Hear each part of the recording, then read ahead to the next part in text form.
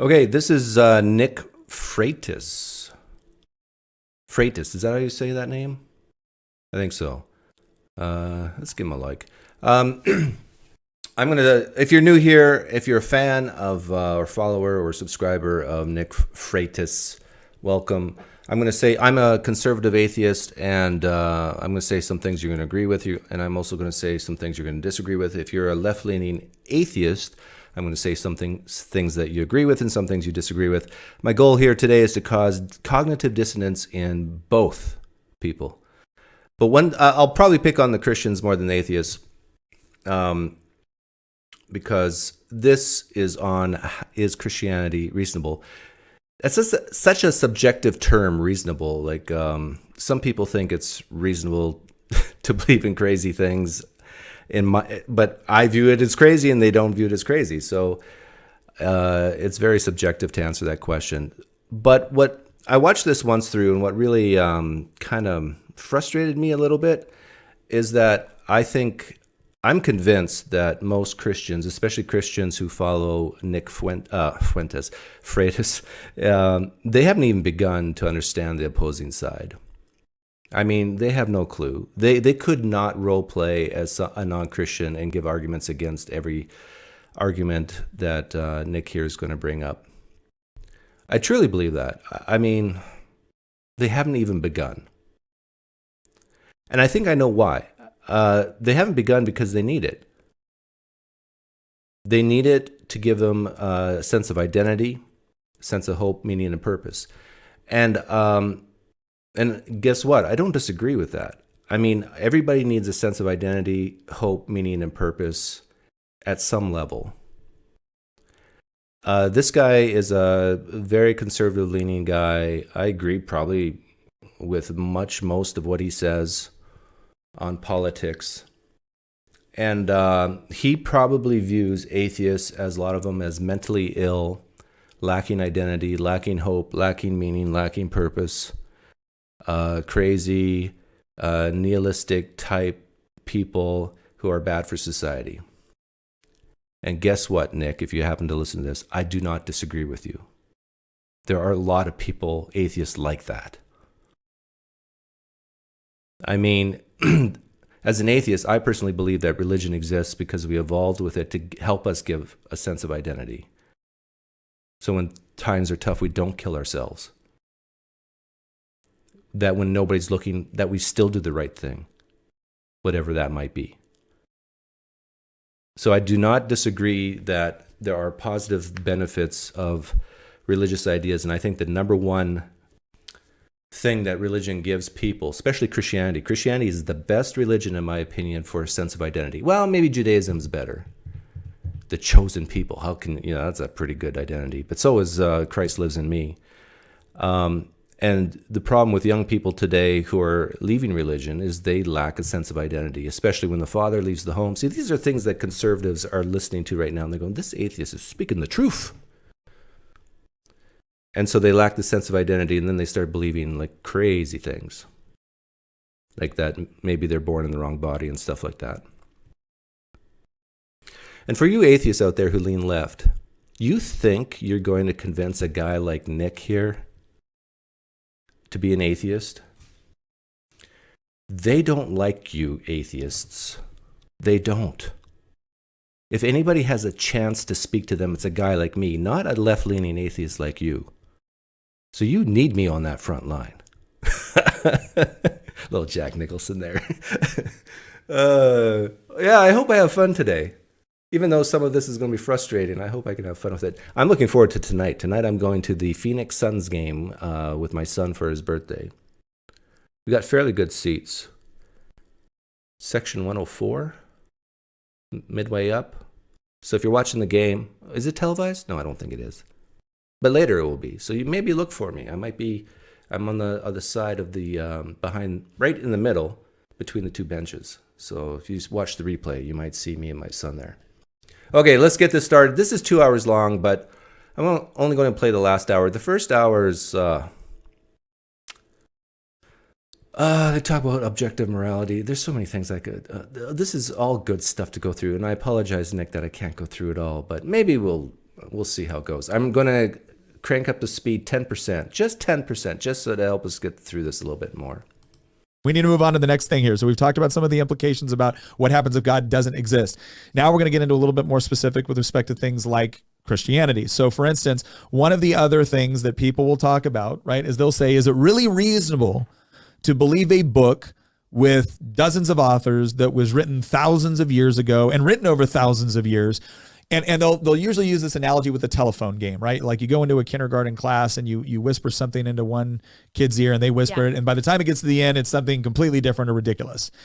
And they'll say, so just like that, obviously, over so much time and over so much interpretation, isn't it reasonable to believe that things could have gotten lost in translation and that the Bible that you go and pick up at the store right now bears very little resemblance to whatever was written thousands of years ago? Now, if you're a Christian listening right now, imagine Nick is talking to a book other than the Bible. I think you would very quickly say, yeah, that's reasonable, that over thousands of years, things change. People do edit things, refine things. That's very reasonable. And the thing is let's make this clear. It's not unreasonable to assume that could have happened. Yeah. Yeah, but you would also have to assume there are no old documents. Okay, and this blackness here, you see, it's not foreshadowing. Nick, you need to buy, I don't know, a better camera. His camera's overheating, I think, and that's why it goes black like this. Well, it comes back. Let's work it back here. Okay. It's not unreasonable to assume that a book with several authors, and really several books, right? Because the Bible is not just one book as much as it is 66 books. Oh, is it 66? I thought it was 74, depending on what type of Bible, Orthodox, Catholic. Fun fact, nowhere in the Bible does it say that the Bible should have 66 books. Right, between the Jewish Old Testament and then the New Testament. And so let's read about this just a little bit. Like, can you, before we get into can you trust what the Bible says, let's at least ask the reasonable question of, is the Bible that you're reading today, the one that you go and pick up, the English Standard Version, and not that people get all upset about versions. If you go pick up an ESV Bible right now, can you be relatively certain that when you open up the book of Proverbs, or when you open up the book of Matthew, or when you open up the book of Revelations, or whatever it is, right? When you open up the book of Psalms, is it going to be close to what was actually originally written? Well, not just close, but essentially have the same meaning. Yes, and so that's what we're talking about. So let's go through and ask, because it's not unreasonable to assume that things could have gotten lost in translation. It happens all the time. All right. Because wording can be different, but that's still his mean wife the same. speaking. Yeah, we're gonna get into that. The Bible was written over a span of 1,500 years by 40 writers, unlike other religions, writings, or unlike other religious writings. By the way, for Christians who are listening, this is a negative to non-Christians. Like, I know you guys use it as a positive. It's a book written over thousands of years, 40 authors, 3 continents. I've heard this over and over again. Please know that your fellow theists named Muslims, they view that as a negative because of what you said. Because over a long periods of times, editors can refine things, change things, misquote things. But if you have a book that's written over, instead of thousands of years, 40 years, by one author, you're going to get way more consistency. Thus the Quran. So what you view as something great, as a great reason, other reasonable people can view that as a bad reason. See how reasonableness works? Writings, or a lot of religious writings. The Bible reads as a factual news account of real events, places, people, and dialogue. Historians and archaeologists have repeatedly confirmed. Okay, now listen to that. The Bible is written as a factual, historical writings, or like other religious writings, or a lot of religious writings. The Bible reads as a factual news account of real events. Factual news account. Christians, if you come home and you sit on your couch, you turn on the TV, and you see a man walking on water, you think you're watching a news channel? Or do you think you're watching the Discovery Channel or an entertainment channel where it's a magician from Las Vegas doing something? Not for 1 second would you view this as news. Today, man walks on water, rises from the dead in front of 500. You would not view that as news. At least you would be very skeptical, right? Of course. People and dialogue. Historians and archaeologists have repeatedly confirmed its authenticity. Now, here's what they mean by that, right? there are some religious books which are maybe the utterances of an individual prophet or an individual, person or a guru or whatever it is. There's other ones that talk about things that people are not necessarily purporting to have taken place, right? It's very mystical, or it's Gnostic in the sense that it's some sort of special knowledge that only the believers possess, which means very mystical. I'm thinking of the Book of Revelation. it's stuff that cannot effectively be falsified. Right? There's not things that we can go back. When we look at the Bible, much of the Bible, some of the Bible is poetry, right? Can the resurrection be falsified? I mean, it'd be very difficult to say, well, prove to me it didn't happen. I mean, you have to start at the default that it didn't happen until the evidence shows that it did. And that's the difference between Christians and non-Christians. The Christians say, well, the evidence is sufficient to say it did. But I think everybody's default, I think it's very reasonable to say that the default position is that when a claim is made that a man walked on water, healed the blind, or rose from the dead, the default position ought to be, no, this did not happen. That's the default. Especially if you're a product of the Enlightenment, living in the United States of America in the year 2024, that's a very reasonable default. The Bible is prophecy. Some of the Bible is history. Some of the Bible is law.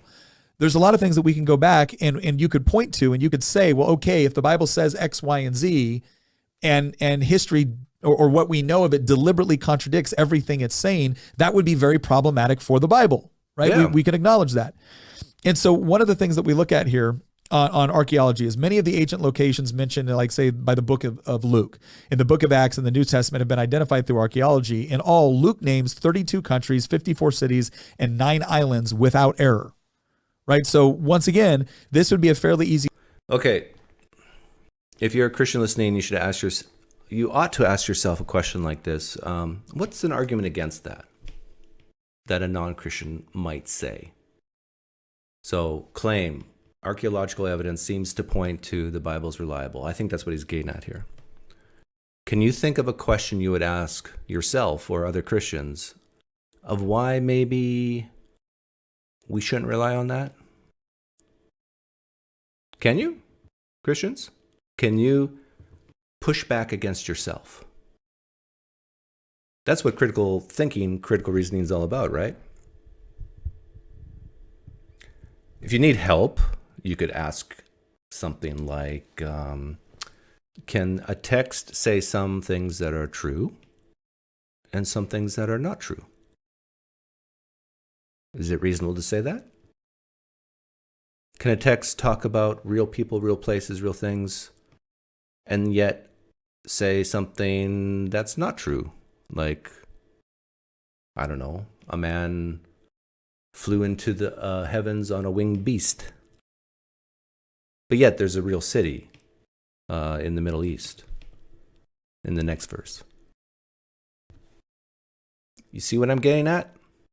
Just because a text can mention real people, real places, real things, doesn't mean the core propositions of what it's teaching is true. Where we could go in and we could say, all right, well, the book of Luke says X, Y, and Z. You know what? It pains me I have to say that. I'm serious. It is so frustrating and so painful that a guy like me has to say that to Christians. But I truly believe a lot of Christians, not all, but at least some, haven't even thought of that. Especially ones that are scared to listen to opposing views. It's really frustrating.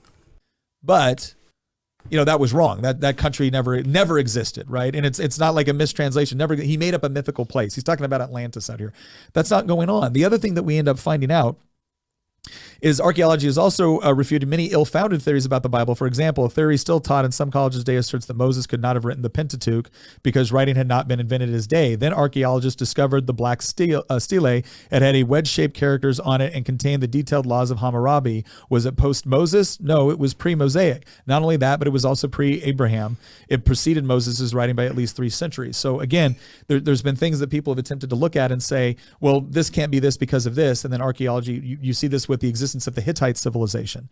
There was, for the longest time, they didn't believe that there was any such thing as a Hittite civilization. The Bible.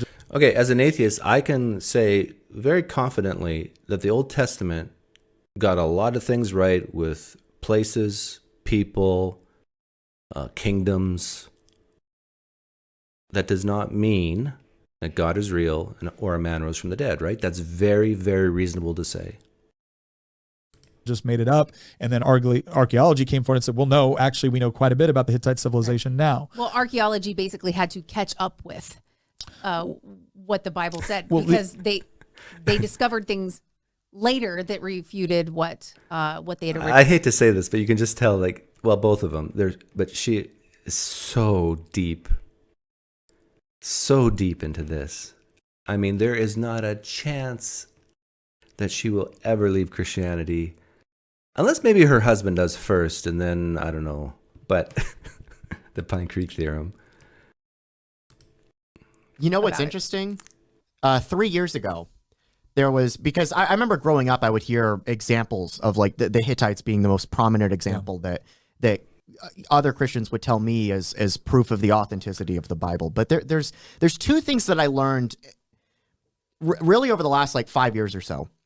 One is ancient sources are really scarce. Really scarce. Like it's over 90%, possibly 99%. And that's not an exaggeration, of ancient sources are lost to us. Yeah.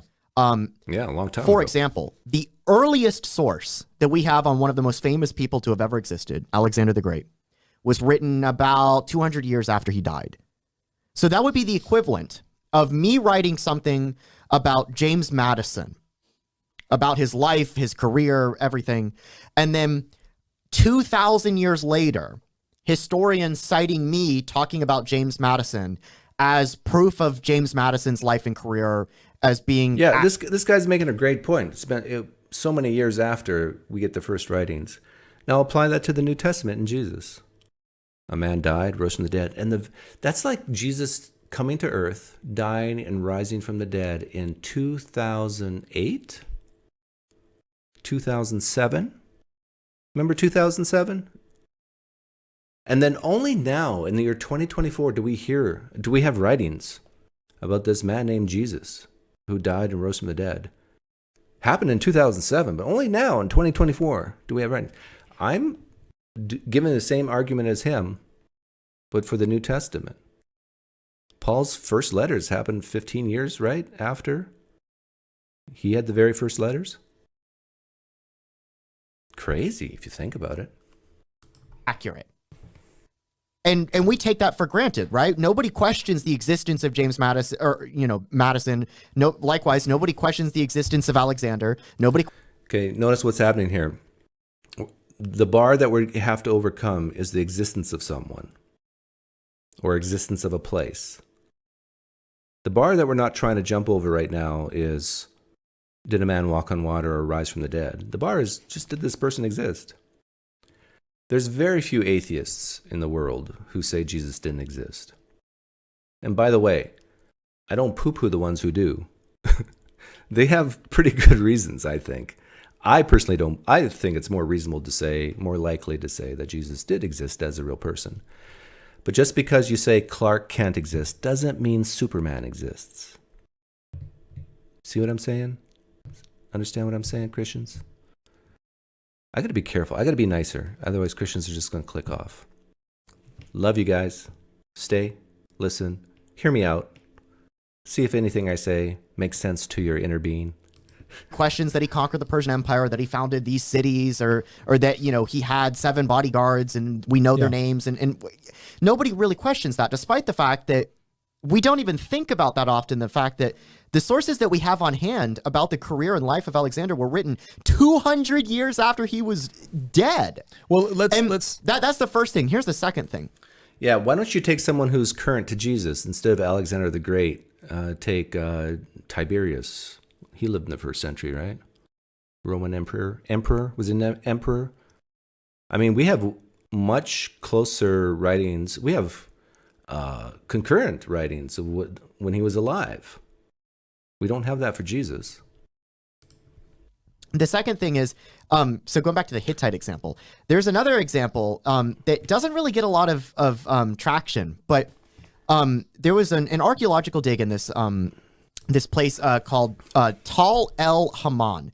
and it's near the Jordan River, close to the Dead Sea.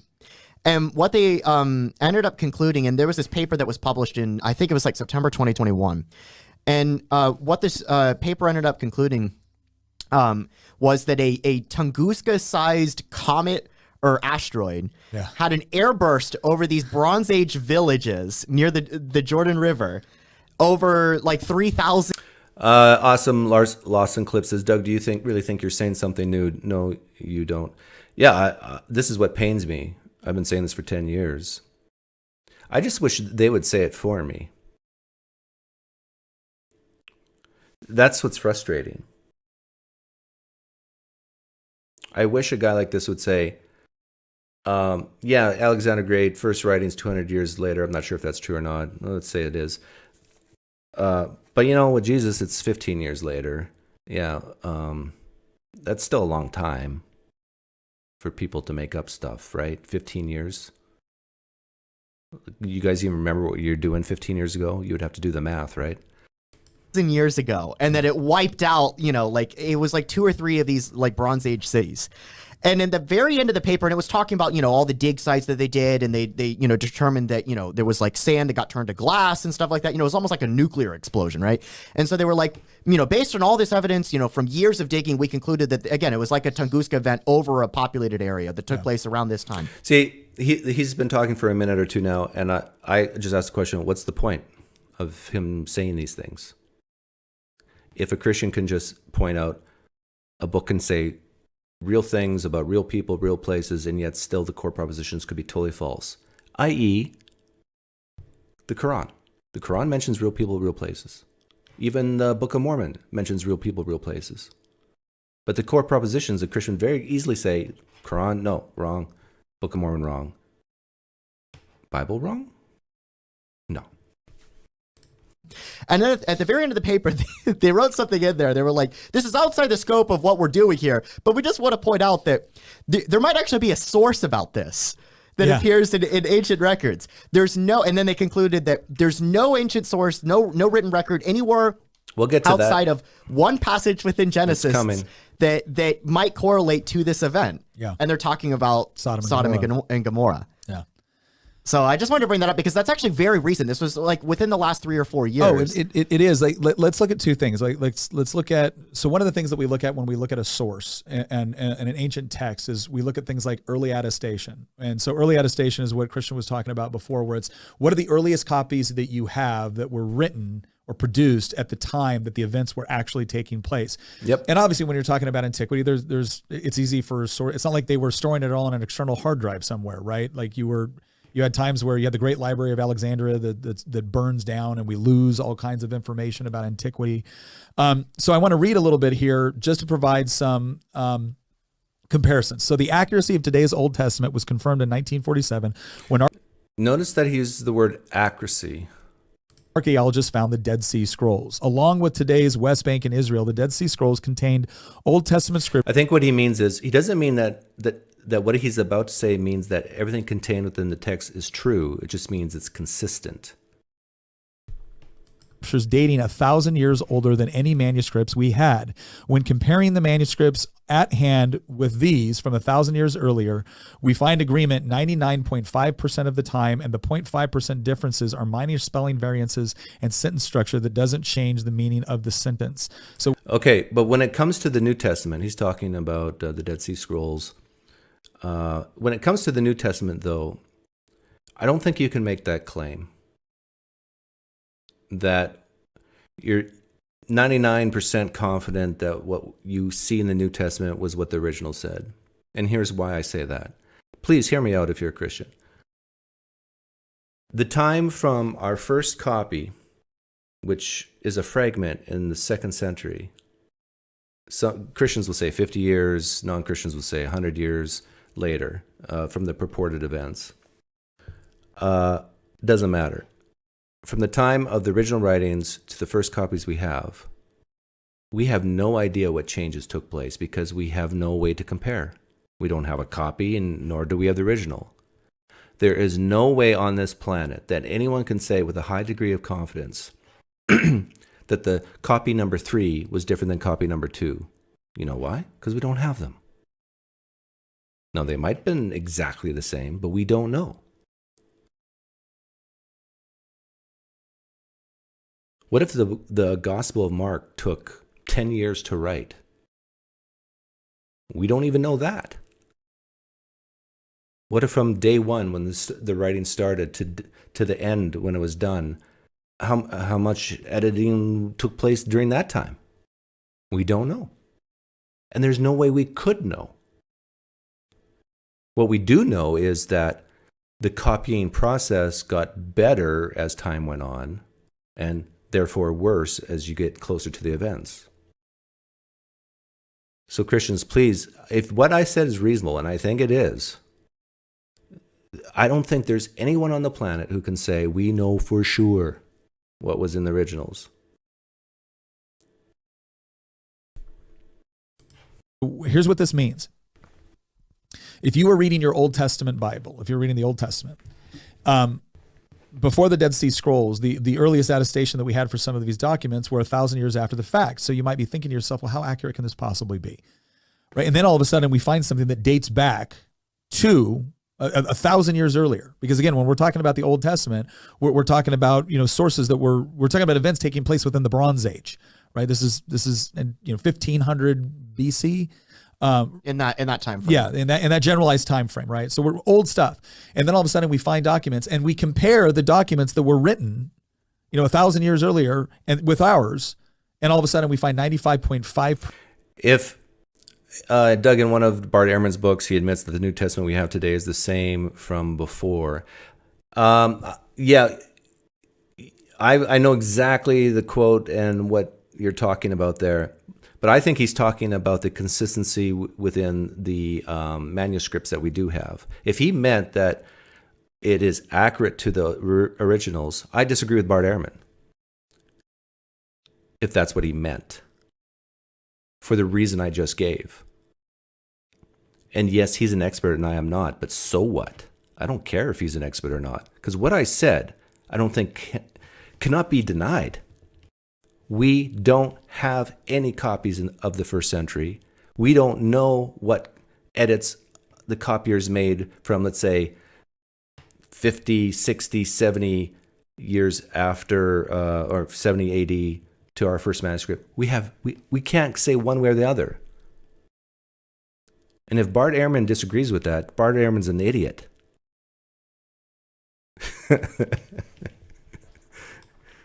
Accuracy between the texts, with the 0.5% representing minor spelling that doesn't change the subject of the text.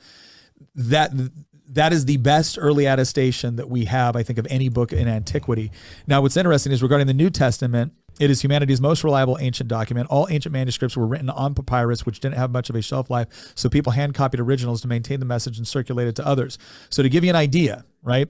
And this is, now we're talking about New Testament. So we've already established that when we look at books in antiquity, the Old Testament through the Dead Sea Scrolls and whatnot has a great deal of early attestation and a great deal of consistency between what was originally written and what we have right now. So when we look at the New Testament, though, what do we say there? All right, so this is where we go into the other. Yeah, so the Dead Sea Scrolls is just the Old Testament. I think there would be experts who would say, but yeah, there are differences, though, or there are omissions at least. Contemporary works. I got some data here. Few people doubt Plato's writing of the Republic. It's a classic written by Plato around 380 BC. Okay, if you're a Christian listening right now, I want you to try to push back against what your fellow Christian is saying. Start to think critically, and start your thought with "but." So you're going to hear him say stuff, and then think, "But the non-Christian would say this." Okay, so try it in your head. Copies we have of it are dated 900 AD, which is a 1,300-year time lag from when he wrote it. There are only 7 copies in existence from that time period, right? Caesar's Gallic Wars were written about 100 to 44 BC. The copies we have today are dated 1,000 years after he wrote it. We have 10 copies. When it comes to the New Testament, written between 50 and 100 AD, there are more than 5,000 copies. All are within 50 to 225 years of the original writing. Now, that's a claim he just made. He's quoting someone that can be falsified, yes?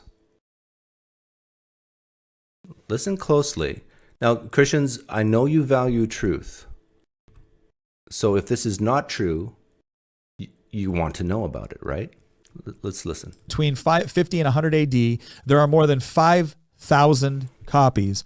All are within 50 to 225 years of the original writing. 5,200 and some copies, all within 50 to 250 years of the original writing.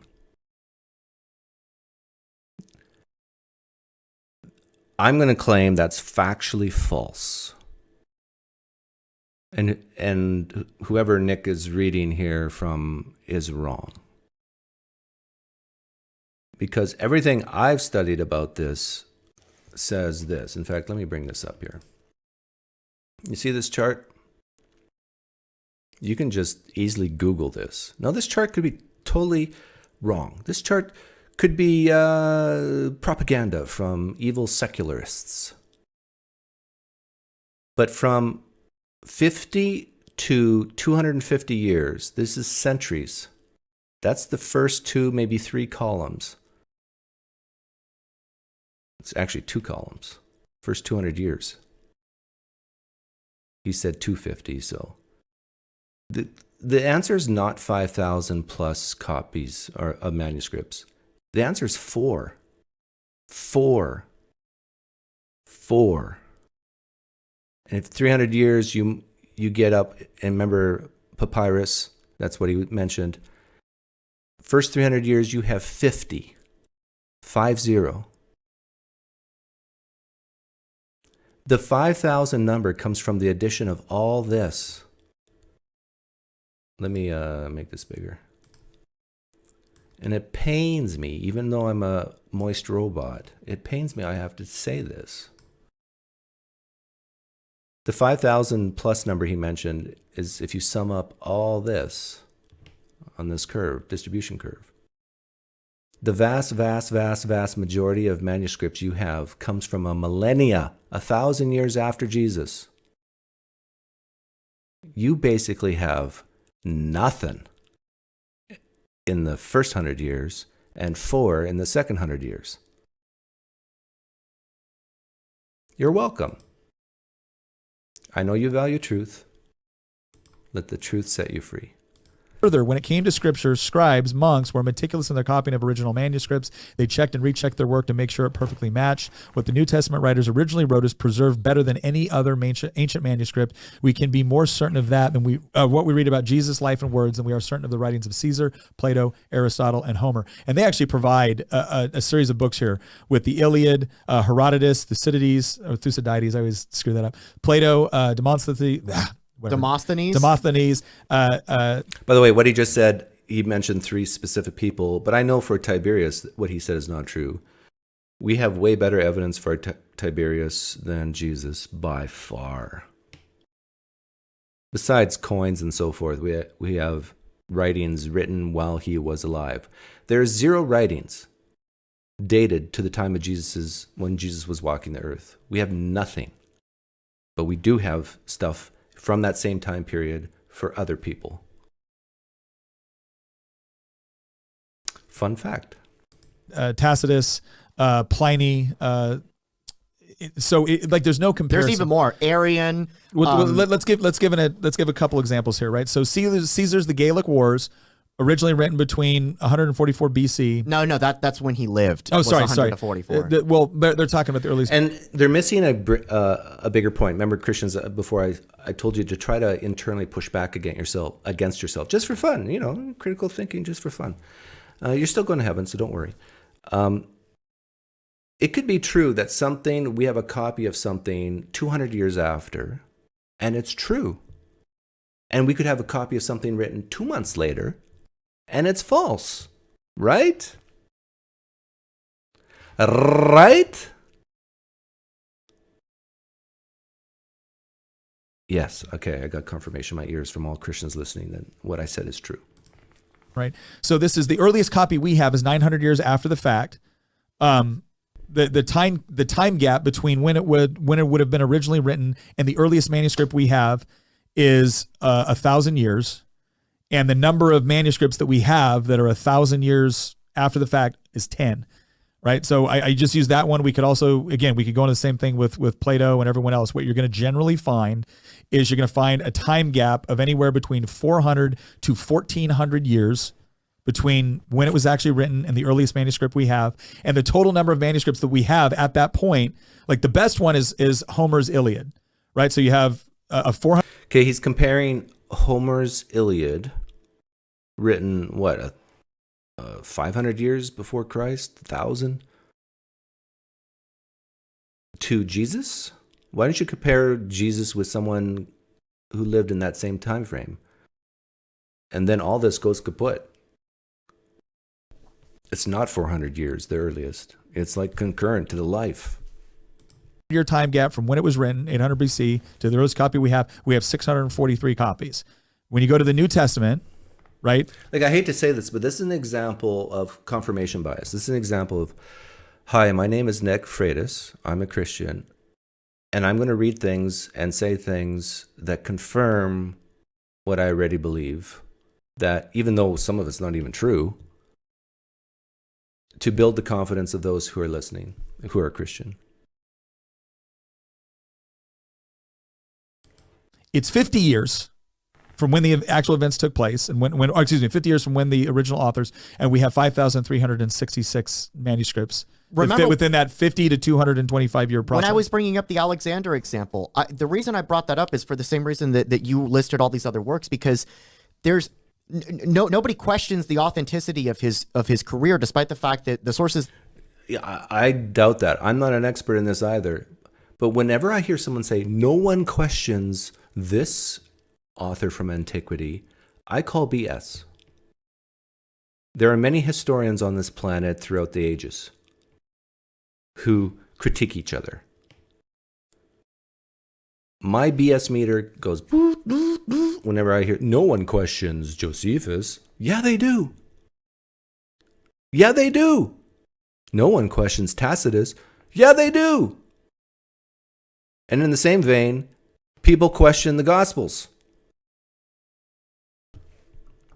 That we have were written hundreds of years after he was born. And obviously they were citing other people, right? Yeah. You know, like Arian is citing other people because he was born centuries after the fact.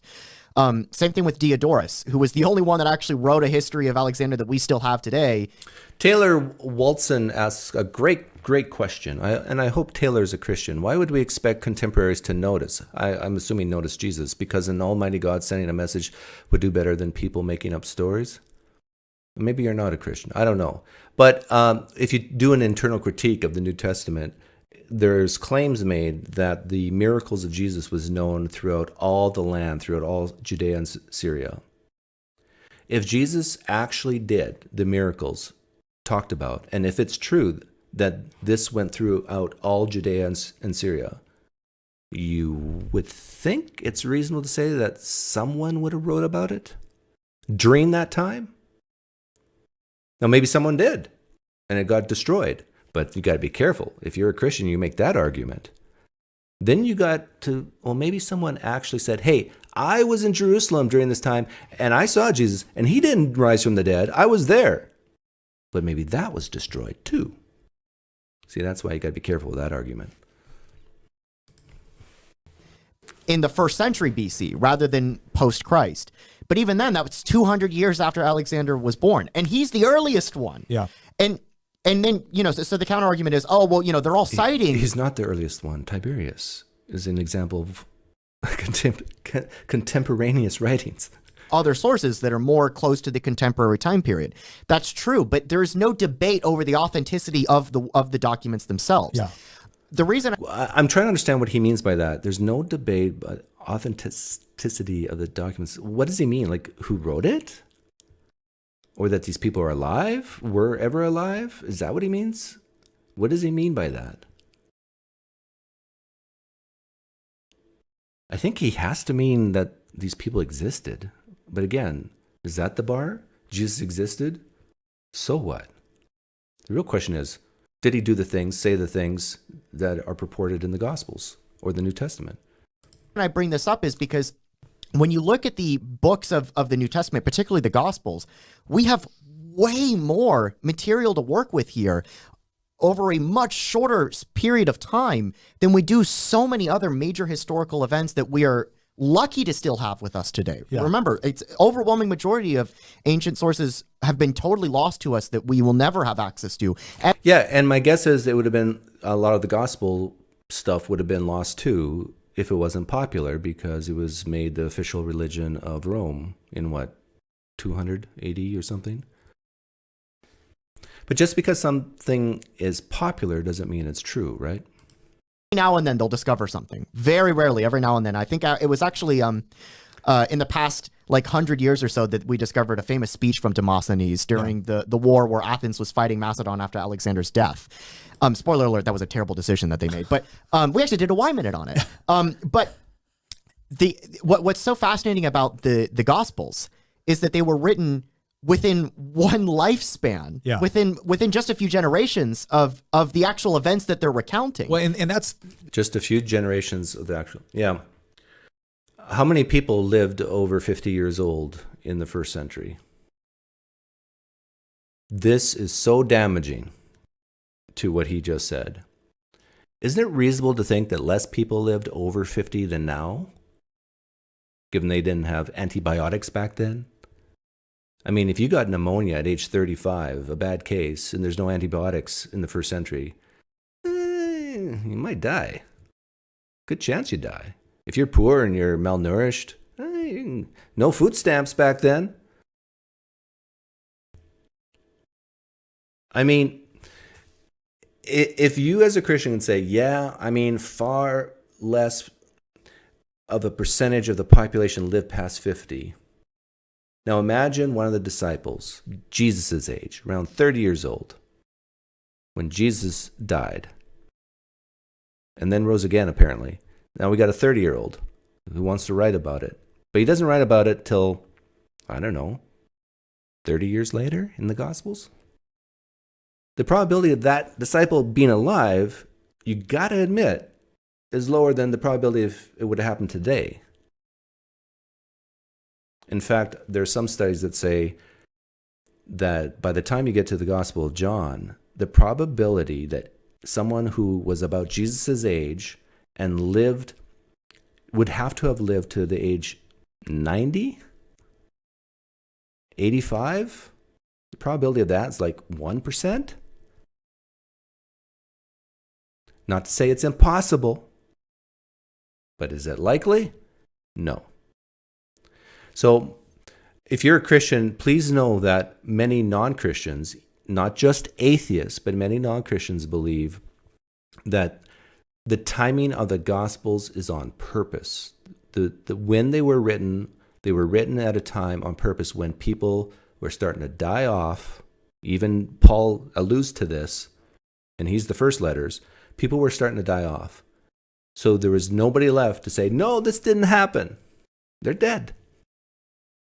At least the vast, vast majority of them were. Especially when you look at the Gospel of John. The larger point here is, again... And this is why so many Christians are so adamant that these evil secularists got the dating of the Gospels wrong, because what I just said, they admit, if Doug's right, if the secularists are right, well then we can't rely on this. I mean, we can't falsify this. I mean, they have to put all the Gospels, all of them, like down to like 40s, 50s, 60s, because they know once we get into the 70s, 80s, and 90s, which is what the secularists say. I'm using that term on purpose because that resonates with Christians like him. They admit, yeah, they're probably dead. How can John be alive? I mean, the likelihood of him being alive. And I've heard Christians even say, well, the disciple John, he was actually like 14, 15 years old when he became a disciple of Jesus. Like, seriously, they make this argument because they have to keep John alive somehow, make it more likely he's alive by the time the Gospel of John came around. Keeping in theme with this, what are we talking about? We're not saying, all right, now, I believe the Gospels. I'm not saying you have to believe the Gospels. What I'm saying, and I'm not saying that we proved the Gospels are that everything written in the gospel taken place. I'm not claiming we've proven that. What we have said, though, is that is it reasonable to believe that a book written thousands of years ago can be accurate? And the answer is yes, it is reasonable. Yeah. Is it reasonable to say that a book written 1,000 years ago can say some true things, some things that are factually true? Yes. Now, Nick Freitas, answer me this. Is it reasonable to say that some things written in a book 1,000 years ago are not factually true? Is that reasonable? See, this is a double-edged sword for you. Because me as an atheist can agree with you. Yeah, you're right, Nick. It's very reasonable to think that. But can you say the same back to me? That's reasonable to say that some things written in the New Testament are false.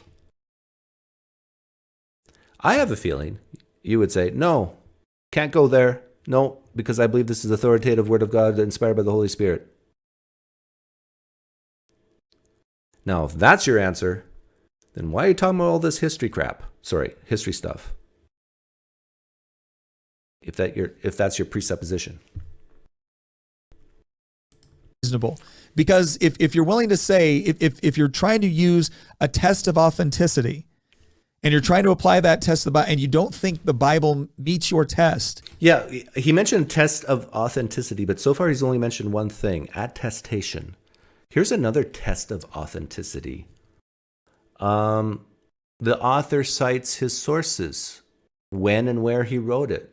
He identifies himself in the first person, like Paul did. I, Paul, write these things to you.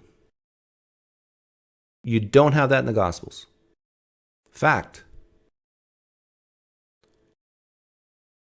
Fact, you don't have the Gospel authors citing their sources. Like, it's obvious Matthew and Luke borrowed from Mark, but they don't say they did.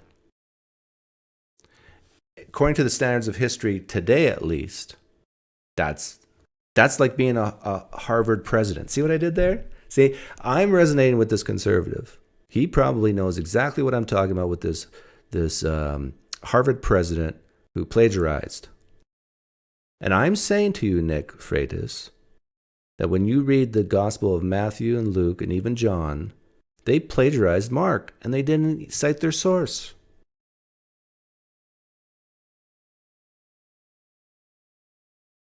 Can't blame diversity and equity here and inclusion.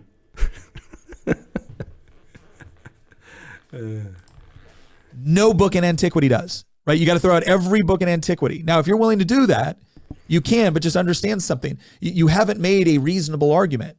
You've essentially created a test for which nothing. Yeah, I got to admit, Nick, this is really frustrating to me, even though I'm a moist robot, because if you don't believe the Gospels are authentic, then you got to throw out all of history. Number one, what does that even mean, authentic, in what aspect? But all I can say to you is that there are historians today who read Josephus, who read Tacitus, who read other writings, and they just don't say, oh yeah, all this is true. Yeah, all this was written by this author. No, they go line by line, book by book, and say, nah, we actually don't think this is written by him. We don't think this is true. And the same holds true for the Gospels. We don't think this was written by John. We don't think this was actually happened in history. So this whole thing is, if you don't accept the Gospels as historical narrative, at least 90%, then you got to throw out all of history. This is rubbish talk. Rubbish talk? Can really stand up except for stuff that was written fairly modern. And the problem with that is that, again, when you're looking at, again, I'm not making an argument that everything said in Scripture is true. I believe that, but I'm not making that argument right here. I'm simply making that argument that you can't reasonably claim that the Bible has not done a good job of actually keeping consistency with what was written in the original manuscripts versus what we have today. You cannot make that claim. Yes, I can. I can make that claim. I can claim with confidence, in a way that it's very hard for you to disagree with, that you cannot say that what we have today was what, either one way or another, was found in the originals. That's exactly the same as the originals. Because we do not know what happened from 50 to 100 AD. Overwhelming evidence that it is an accurate translation throughout time. I'm sorry, it is.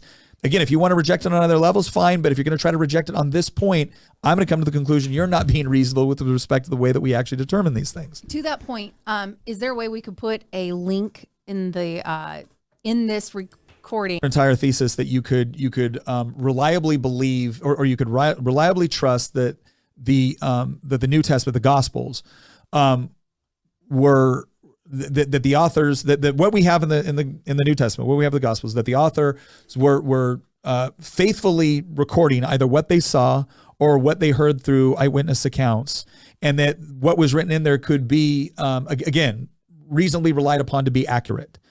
And again, her initial professor, who was something of an avowed atheist, essentially gave her a pretty poor grade on her thesis. And she actually, I forget what they called it at Oxford, but it's a process where essentially, I think it's something like most of the professors within a particular field of study or whatnot will come and verbally question and quiz you on it. You have to defend the thesis. Yeah, you have to defend your thesis.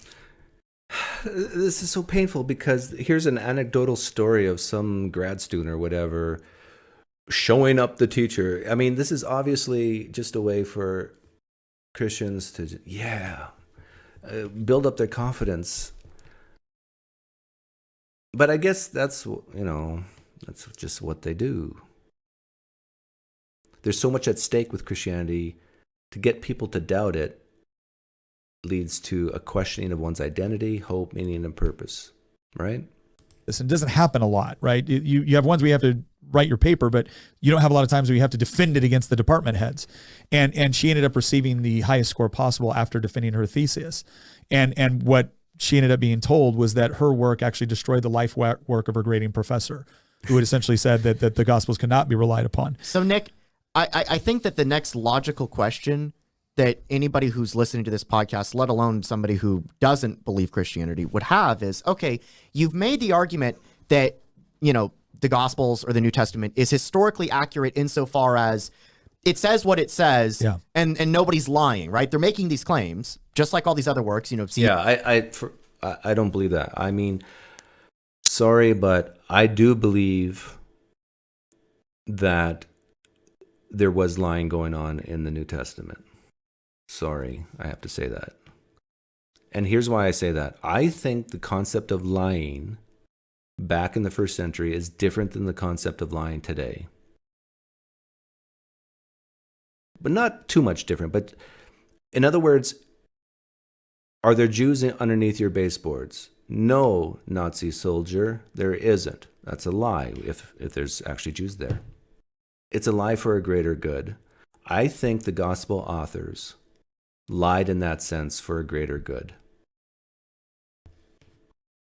Caesar and Sure, all these other people, right? But that doesn't mean that I have to believe the content that's within them, right? So how, because for all of all the faults with the time gap and stuff like that, at no point does Arian claim that Alexander flew around? See, he's using critical reasoning right now. Rose from the dead, or you know what I mean? And so the claims within the works of these other famous figures like Caesar or Alexander are a lot different than the claims of Jesus. So we can appreciate the historicity. Yes. But the claims within it, how I can't believe the miracles. Yeah, the truth claims, right? So the miracles is good. This is something David Hume wrote a lot about. He had a huge problem with any sort of text that referred to miracles, and he actually thought that the reference to miracles alone was something that undermined the value of the text in the first place.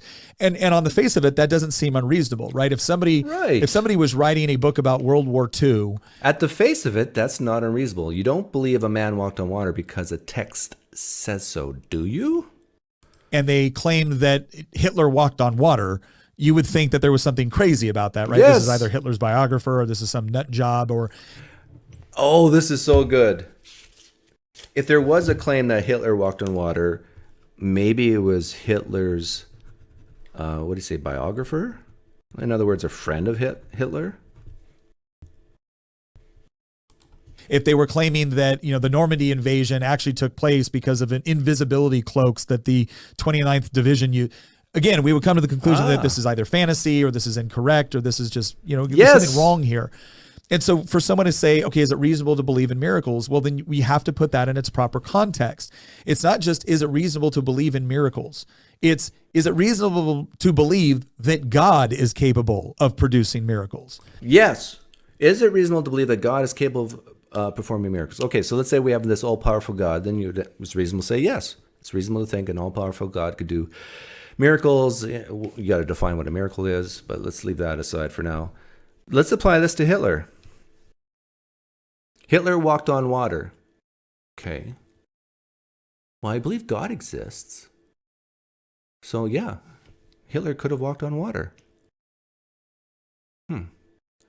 The Nazi army became invisible in order to win some battles. Oh, that sounds preposterous. But God exists. Miracles are possible. You see how this works, Nick? Positing that a God exists and is capable of doing miracles does not help you with Jesus. And if it does help you with Jesus, then it helps you with Hitler too.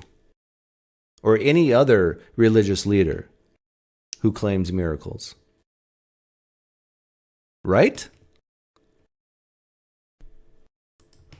And I think most people would look at that and say, okay, I will concede that if there is a God, then God would be capable of doing something miraculous, which we usually associate with, breaking the laws of physical reality that we can observe and things like that. But I've had people really get hung up on this. And for instance, I had somebody once that told me, goes, do you really believe in the virgin birth? Like, you really believe that's what happened? Or you don't believe, Great or do question. you believe that some Jewish girl was just trying to, come up with a really convenient excuse to Joseph, right? Oh, the Pantera excuse. Right. So it's this, I said, well, wait Or maybe the Jewish girl never existed in the first place. a second. I said, okay, do you have a problem with the virgin birth because you believe it's fantastic or miraculous? Well, yes. Like, okay, so you have a problem with miracles explaining something? Yes. I said, okay, and so therefore that leads you to believe that the Bible is not trustworthy and that Jesus. Okay, do you have a problem with what that I think person is really saying when they say yes? They're saying, I'm not going to believe it just because someone says it. That's what that person means. I have a problem with a miracle. But my bet is, if different biases of different people verified in different ways, and they see a intervention in the laws of nature, like someone walking on water, I think, now I believe it. It's still possible that we're all deluded and deceived and our instrumentation is wrong and blah, blah, blah. But this is sufficient evidence to believe it now. Are not trustworthy. Yes. I said, okay. So what you want evidence for God that is concrete, that you can see right in front of you, and that's what you want. Sorry for stopping this so much, but this is just so much fun. Cosmology, Philosophy, and Pharmacology says, PineCreek, he would reply that God would help Hitler, so that's implausible. God wouldn't help Hitler, so that's implausible. You know what? You're right. He would say something like that, and he would sound like an Orthodox Jew if he did. Orthodox Jews would say it's implausible that God would intervene with a guy like Jesus, because Jesus ain't no Messiah. We know what a Messiah is, and Jesus ain't it. Right? Wouldn't an Orthodox Jew say that? Anybody talking about miracles, that doesn't make much sense to you? Yes. I said, okay. I looked at him. I said, okay, great. I'm God. I'm right here in front of you. I'm telling you I'm God. I'm going to go ahead and require your worship now. He goes, I don't believe you're God. I said, oh, okay. What would you said that for you to believe in God, he had to show up, present himself to you, tell him he was God. I just did all of those things. No, and do a miracle. How come you're not worshiping me? Well, you got to do something miraculous. Yes. Oh, I got to do something miraculous. Yes. So here's Nick's problem with this. He says, if you poo-poo miracles from a book 2,000 years ago, you got to poo-poo miracles today. There's many ways to tackle this. But one of them is you just answer, yeah, I don't trust the Bible. Or you could say, I trust my own eyes before the Bible. You got a problem with that?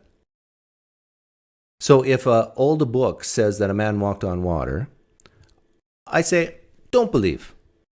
But if I see with my own eyes that someone walked on water, then I will believe. Is that unreasonable? I don't think so. I think it's very difficult to believe anybody walks on water or rises from the dead. That's a very difficult thing to believe. But it's easier to believe it if you see it with your own eyes. And especially if you can verify it through the eyes of other people who have different biases, come from different areas of the world, and verified with machinery and instrumentation. It's a no-brainer. You're going to view that as more sufficient evidence than what you have for the Gospels. In front of you, right? And if I don't do it directly for you, you won't believe. You're not going to believe the testimony of other people that are claiming this happened. But the only thing you'll accept for proof of God is a miracle.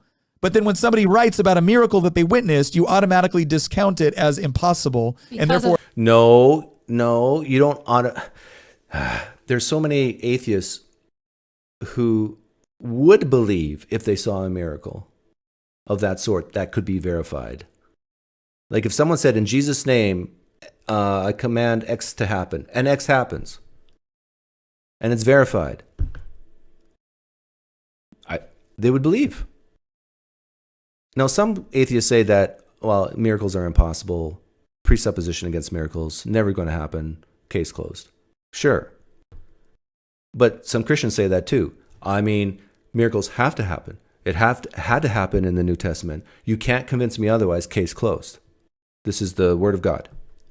They're not even open to the possibility that everything they believe in the core could be false.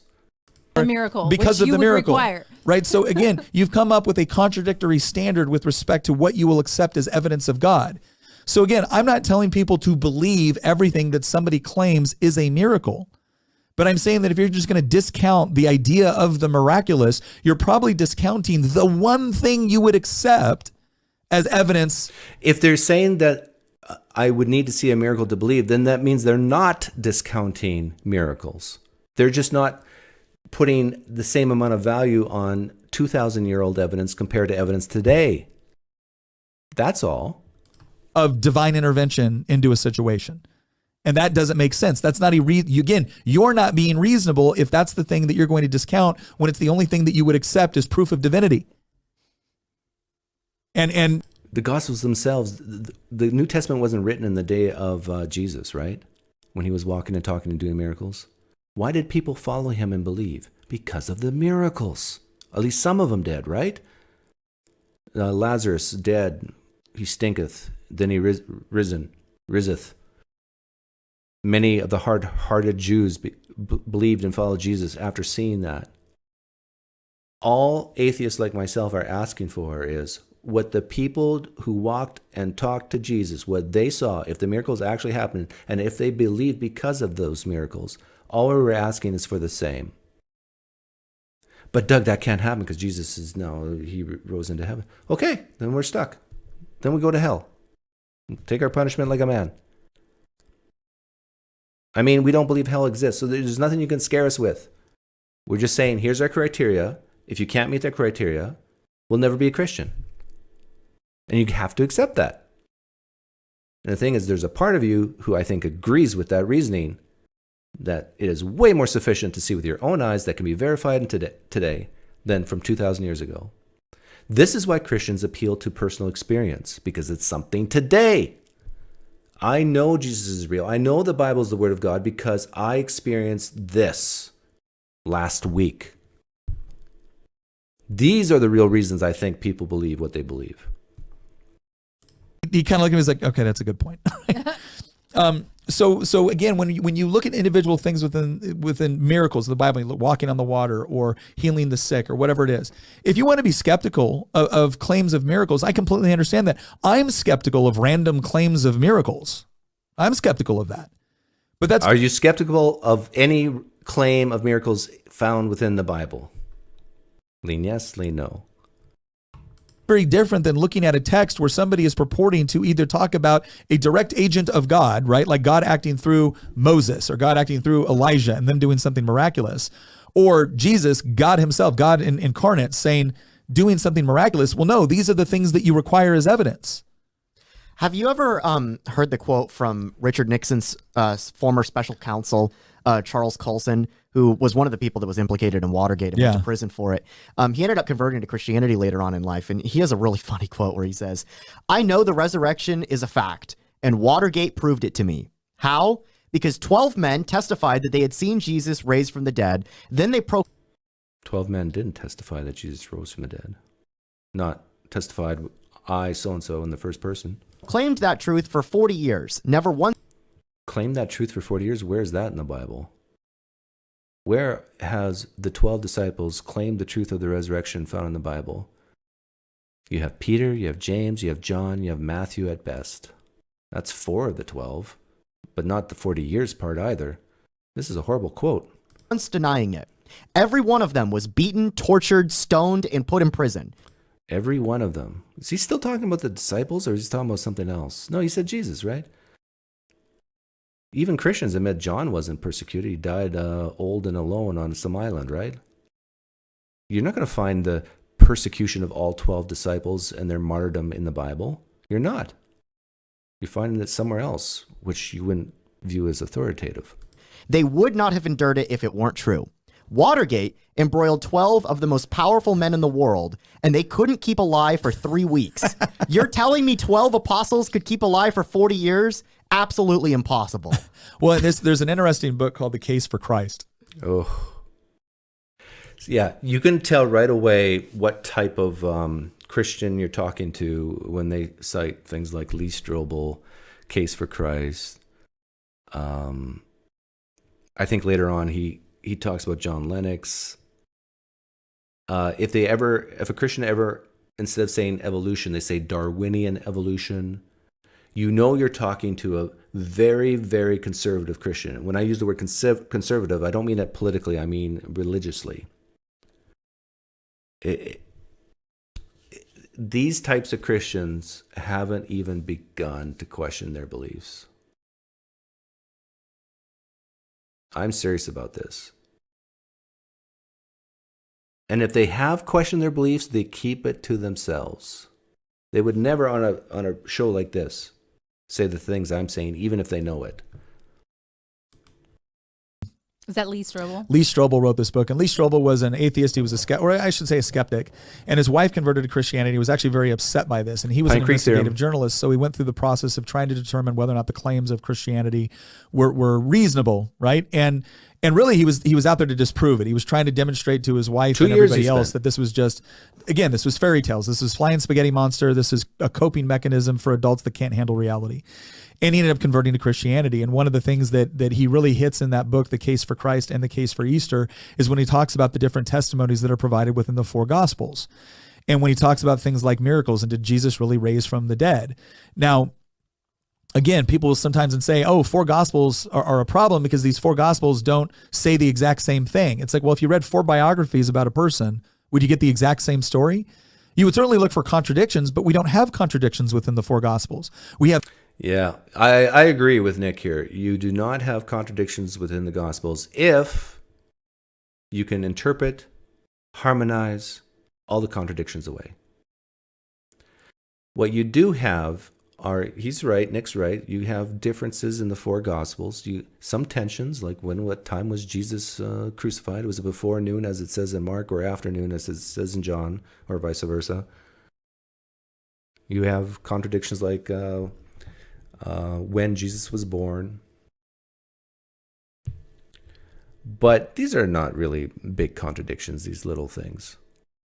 What you do have is if the traditional authorship of the Gospels is correct, you have an incestuous relationship among the authors, meaning you do not have full independence.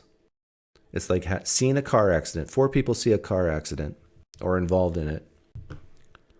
And then after the car accident, they all get together, they know each other, and they're talking with each other about the accident.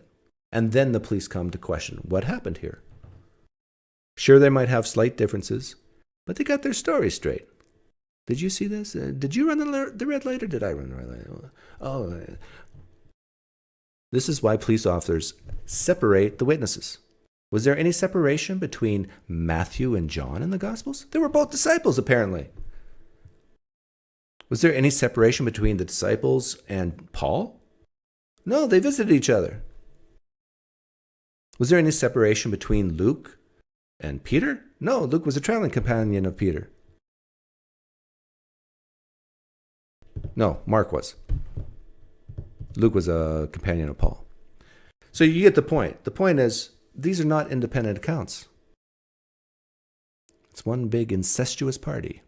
Of emphasis on different aspects of their life, different things that they did. Yeah, perspective. You have different perspectives, right? You have different writing styles, right? Luke is writing this from the perspective of a doctor. John is writing this as the perspective of a disciple, right? There's different perspectives. And when those perspectives come together and create a more complete picture without contradicting the story, that's strong evidence, not weak evidence. Right. That's, it would be problematic if you had 4 different gospels and they essentially all... Ezra says something very full of nonsense. Do you think his belief in Jesus helps him when he's out there killing people for the sake of the industry? I know he's a veteran, ex-military. Is that what you mean by killing people? AKA rich people bank accounts? Ezra, you're so full of hate. I don't hate Nick, but it sounds like you hate him because he's a killer and he's just helping rich people. You sound like a mentally ill left-winger who is so bitter that things are not good in your life and things are good in his life. That's what you sound like. Get over yourself. All said the exact same thing. That's the part where, from a witness standpoint or investigator standpoint, when you look at this seems contrived. Right. You were told what to say. You were told what to say. You were told what to write. You did it obediently in order to achieve an objective. Nick, what's the counter to... I mean, the question literally just dawned on me, but like, what's the counter to the argument that somebody that might know about this topic a little bit more than the layman who brings up, well, what about all the apocryphal texts, right? The Gospel of Thomas or... Well, that's the thing. Gospel of Peter. Whenever you arrive at obvious contradictions. So whenever we look at, there's a word called hermeneutics, right? And it has to do with basically a faithful interpretation of text. And so like if I'm writing something, right? If I'm writing, a story about something and then somebody else comes in and writes a similar story to mine, but it drastically contradicts what I'm writing. Well, if I'm the authoritative writer on something and somebody else writes something else over here for which we don't have the same authority or attestation or whatnot, the question is that are you gonna hold me, what I wrote, in higher, basically esteem and degrees of accuracy than you are the person over here that just happened to write something, maybe around the similar time, but directly contradicts what I'm writing? Well, the answer would be no, right? You would go with the early attestation. You would go with the person that actually writing it that was the eyewitness. You wouldn't go with the person that never saw any of this stuff and decided to write their own thing. You wouldn't say that, well, it's the Gospel of Thomas. Thomas was a disciple. Okay, but we have nothing suggesting that Thomas actually wrote the Gospel of Thomas. And when you read the Gospel of Thomas... Yeah, you have nothing to suggest Thomas wrote the Gospel of Thomas. Do you have anything to say that John wrote the Gospel of John? Other than tradition 100 years later? Do you have anything to say Matthew wrote the Gospel of Matthew? They don't say, I, Matthew, disciple of Jesus, write this to you today in the first century in 5 years after such and such a governor. It directly contradicts what we have within Gospels that we know were written by the people that claim to write them. You know that. When you say no, do you mean 99% confidence? 90? 80? The only reason why you know that is because of the Catholic Church told you so. No, the reason why you know that is because 100 years later, Eusebius says that, Papias says that, so-and-so says that, so-and-so says. And so right off the bat, you look at that and say, okay, this doesn't make sense. It doesn't fit in. If I'm faithfully interpreting the text and assuming that there's going to be logical consistency within it, then something that directly violates that consistency is probably not something that I'm going to put on an equal playing field with the things over here that do correspond. Right. And that's just, we do that as a faithful interpretation of any text. The other thing that I would say, and this is to your point earlier about what Colson was saying, is that people say, well, okay, well, there's a lot of people that faithfully believe in something, right? There's people that believe in Muhammad.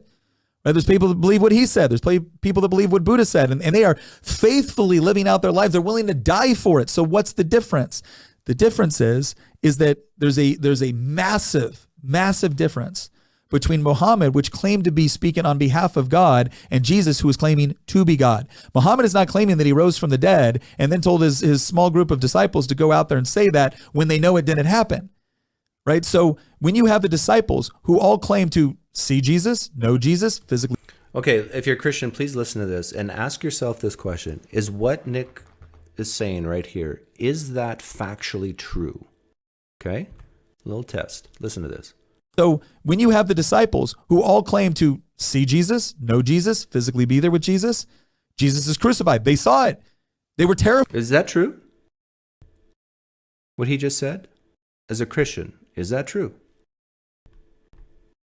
Listen to it again. Right? So when you have the disciples who all claim to see Jesus. When you have the disciples who all claimed to have seen Jesus, where does he get that from? Can a Christian help me, please? Where does Nick Freitas get that from?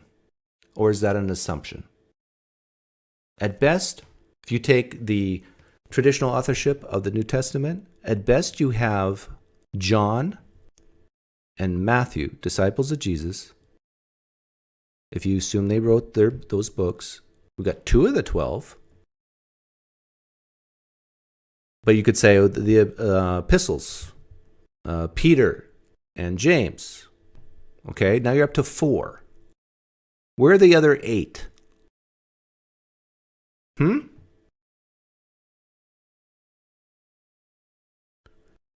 Is what I'm saying unreasonable to ask this question? What Nick's saying here is false. Not all the disciples claim to see Jesus, walk with Jesus, talk with Jesus. At best, you have 4 out of the 12. Right? But you see how the brain works? The brain works is, if you believe this, everything in the New Testament is true to begin with.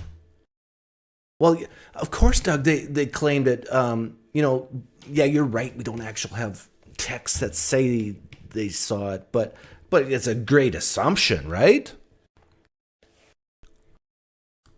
Know Jesus, physically be there with Jesus. Jesus is crucified. They saw it. They were terrified. They were terrified. They were not fully aware that he was just going to raise 3 days later. They didn't know that. When that happened and they witnessed it, right? And you have the whole story of Thomas saying, I will not believe it until I feel the holes in his hands. Did Thomas actually say that? Let's be technically correct because Christians value truth. It is the author of John who claims Thomas said that. Thomas didn't make that claim himself. Remember what Nick said just a few minutes ago? If I write something, then someone else writes something, who are you going to trust, what I write or what they write about me? This is Thomas and John. What you're now saying is that either Thomas just like hallucinated all this, like all these people that saw Jesus after the resurrection hallucinated, and then decided to dedicate their entire life. Okay, I don't think Thomas hallucinated. I'm not even confident Thomas ever lived in history. But what I do know is that an unknown author doesn't identify, let's put it this way, a person who doesn't identify himself within the text of the Gospel of John makes a claim that a guy named Thomas asked these questions of Jesus, put his fingers in the holes and that sort of thing. That we know. But that doesn't mean it's true. Doesn't mean they hallucinated. There's another option. Flat out lie for a greater good. Now this, I know Christians, they can't fathom. This is beyond the scope of reasonableness. But if you think about people in the 1st, 2nd century who had this idea that God's real, we're persecuted Jews, we have hope for a kingdom to come, and we want to really convince people of this, that the kingdom's near, nigh, We don't have to fight for in this world. We got the world beyond. And if you want people to truly believe this, you historicize these things. Because remember, Gospel of John was written 80, 90 AD. You can disagree with that. Who cares? Most people who, at the time, who walked and talked with Jesus are now dead. And so it's very easy to make these claims. Oh, Thomas, disciple, he actually saw Jesus. He doubted, but why would anybody lie about this for this greater good? And also, it is a type of apologetic for the doubters. There was doubting Christians back then. Is this really true? Of course it's true. And here's why. A guy named Thomas, he was just like you. He doubted just like you. But then, years ago, he asked this question. Jesus, let me touch the holes on your hands and feet. And then he believed. Oh, thank goodness. Now I can believe too. This is why it was written. But doesn't mean it's true. Right? Which didn't win them fame or prosperity or peace or security at the time. It actually brutal deaths. It actually resulted in brutal oppression. Brutal oppression. Death for, I think, all of them except for... How do you know this, Nick? Where do you get this from? This brutal oppression, persecution. In Acts, they were preaching the gospel and nobody was arrested. Nick gets this idea from sources from text up to a century later. That's how. Especially if you're talking about specific disciples going through who know the truth, who actually saw Jesus rose from the dead, even though they don't claim it themselves. Either then maybe, I'll even give you 4 of the 12 disciples. But one of the 4 didn't die a martyr. Where do you get this from? It's not in the Bible. You get it from traditions a century or 2 later. That's where. For John, who died in exile on the island of Patmos. Right? So what you're telling me is they knew that Jesus didn't raise from the dead. They knew it. They knew it didn't really happen. But then they decided to go out and choose one of the most difficult and hardest lives possible, ending in brutal torture and death, all to prop up a lie which benefited them nothing. You know what? This is hard for Nick and maybe other Christians to believe, but I've talked to many Muslims and they give a very similar argument. Why would Muhammad lie about Gabriel talking to him in a cave? Why would he do that? This is not an easy life he led afterwards. I mean, people thought he was nuts and crazy. I mean, he was persecuted too for these crazy beliefs. Why in the world would Muhammad lie about such a thing? He knew the truth.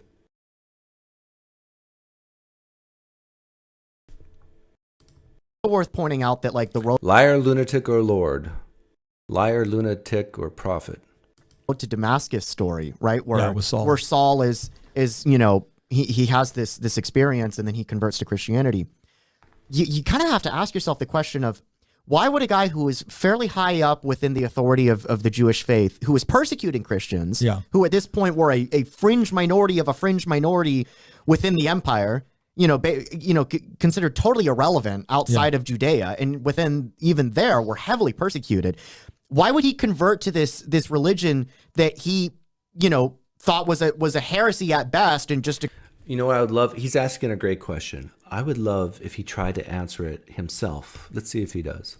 complete fabrication, from a bunch of crazy people at worst, and instead he converts to it, right? The road to Damascus story is crazy when you think about it, especially when you consider the fact that if you say, well, it was just a hallucination, right? He just went crazy and he had a hallucination and then he converted to Christianity. Oh, okay. So does that explain why it apparently was a collective hallucination? Yeah. Well, point 1, Paul never makes that claim to begin with. It's found in the book of Acts, written decades after Paul. Fact. Point two, even within the story, I'm going off the top of my head, I think none of the people with him saw what he saw. Right? Doesn't the text actually say that? That's point number two. So, point number three, Paul's the only eyewitness of Jesus who actually identifies himself in the first person and says he saw the risen Jesus. He's the only one.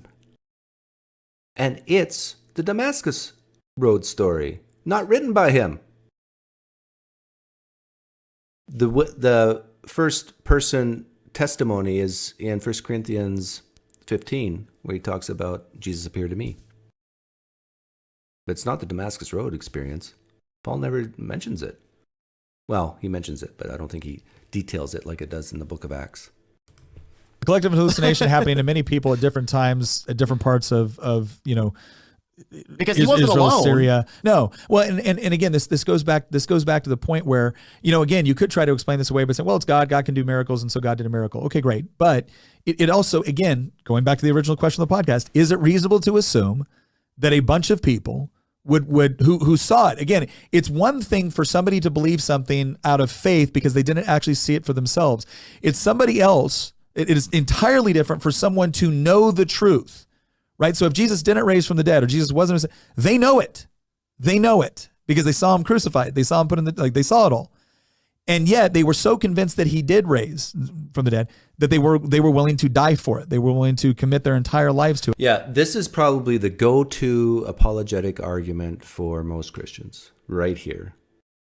And I'm begging Christians to push back against that on yourself. And ask yourself, how could anyone disagree with that? And then answer that for yourself. Number one, are there claims of them actually knowing Jesus rose from the dead from them? In order to die a martyr for something you saw, you have to know that they actually saw it first. You have to have an eyewitness account of them at least saying that they saw it. Do we have that? We don't. The only way you can do that is you have to rely on ancient traditions in order to say that so-and-so wrote this. And even then, they wrote it in the third person. They didn't say, I saw this, except for Paul. He's your only example, but that's after Jesus even ascended into heaven. And then you got to ask yourself, okay, we really can't be confident that they know it because they claim to have seen it. And number two, even if they did they have the chance to recant and change their mind? And did they die for the belief in the resurrection, or did they die for some other reason? Like they're just troublemakers, or I hate Jews, so I'm going to kill you. I mean, there's other things you can come up with. You could even say that they knew it was a lie, but they knew if they died a martyr, the memory of them and even their offspring will be esteemed because of them willing to die for a lie. I know that seems implausible, but I bet you there's people throughout the history of mankind who have done that. My life sucks anyhow. Why not I just die a martyr even though this is all a big lie? Because I know all these people believe it, and they're going to be really good to my memory and to my family. There's a third option for you. Again, it is not reasonable to assume that they just made it up or were suffering from some sort of mass hallucination. It's more reasonable to assume that they honestly believed it. Now, you can try to come up with some justification in your head on why they would actually live their lives that way if they knew it wasn't true. And that's usually where the hallucination philosophy comes into play. But then again, Blue Juju, are you a Christian? If you are, welcome. They saw him die and they saw him walk into the room the next day. Are you asking if they witnessed the moment or resurrection? No, what I'm asking is, does a disciple themselves identify themselves in the first person, say, this is what I saw? That's what I'm asking. And I think a lot of Christians, this is old news for atheists watching right now, but a lot of Christians are not aware of this. They're not aware that nowhere in the Gospels do people identify themselves in the first person, put their reputation at stake, and say, hey, I'm Thomas. I'm a disciple of Jesus. And I tell you, this is what happened. This is what I saw. I even touched the holes of Jesus. That doesn't exist. It's not reasonable to assume that level of widespread hysteria on something so specific like that. So again, you can try to reason it away, but Gregory, great point. Peter says he saw these things. Nowhere, I challenge you, Gregory, nowhere in Peter's writings, and of course the secularists out there will say Peter didn't even write the First Peter or Second Peter, but even if he did, I'll give you that. There's nowhere in Peter's epistles where he actually claims to have seen the risen Jesus. Peter claims to have seen the sufferings of Jesus, but not the resurrection of Jesus. I dare you to bring up a verse to me where Peter claims, you're right, Peter claims in the first person, he starts his letter out that way, but show me where Peter claims to have seen anything about Jesus, specific things about Jesus after his resurrection. That he saw the resurrection? That he saw Jesus walk around after the resurrection? It doesn't exist. I could be wrong. Maybe I just haven't found it yet. But the real question is it reasonable to believe that if you think that the Bible is accurate to the extent that we can demonstrate its accuracy, and that comes with historical things, archaeology. And by the way, Gregory, nowhere in the Gospel of John does the author identify himself as John, the disciple of Jesus who writes this gospel. It says the disciple whom Jesus loved. Some Christians actually believe it was Lazarus. That's a fact. Nowhere will you find that. Outside attestation, if you believe that's something that you also want to look at. And then also the idea is it reasonable to believe that people would actually sacrifice themselves in such a way for something they knew was not true? Right? It's reasonable to believe that people sacrifice for something they believe is true, even though it isn't.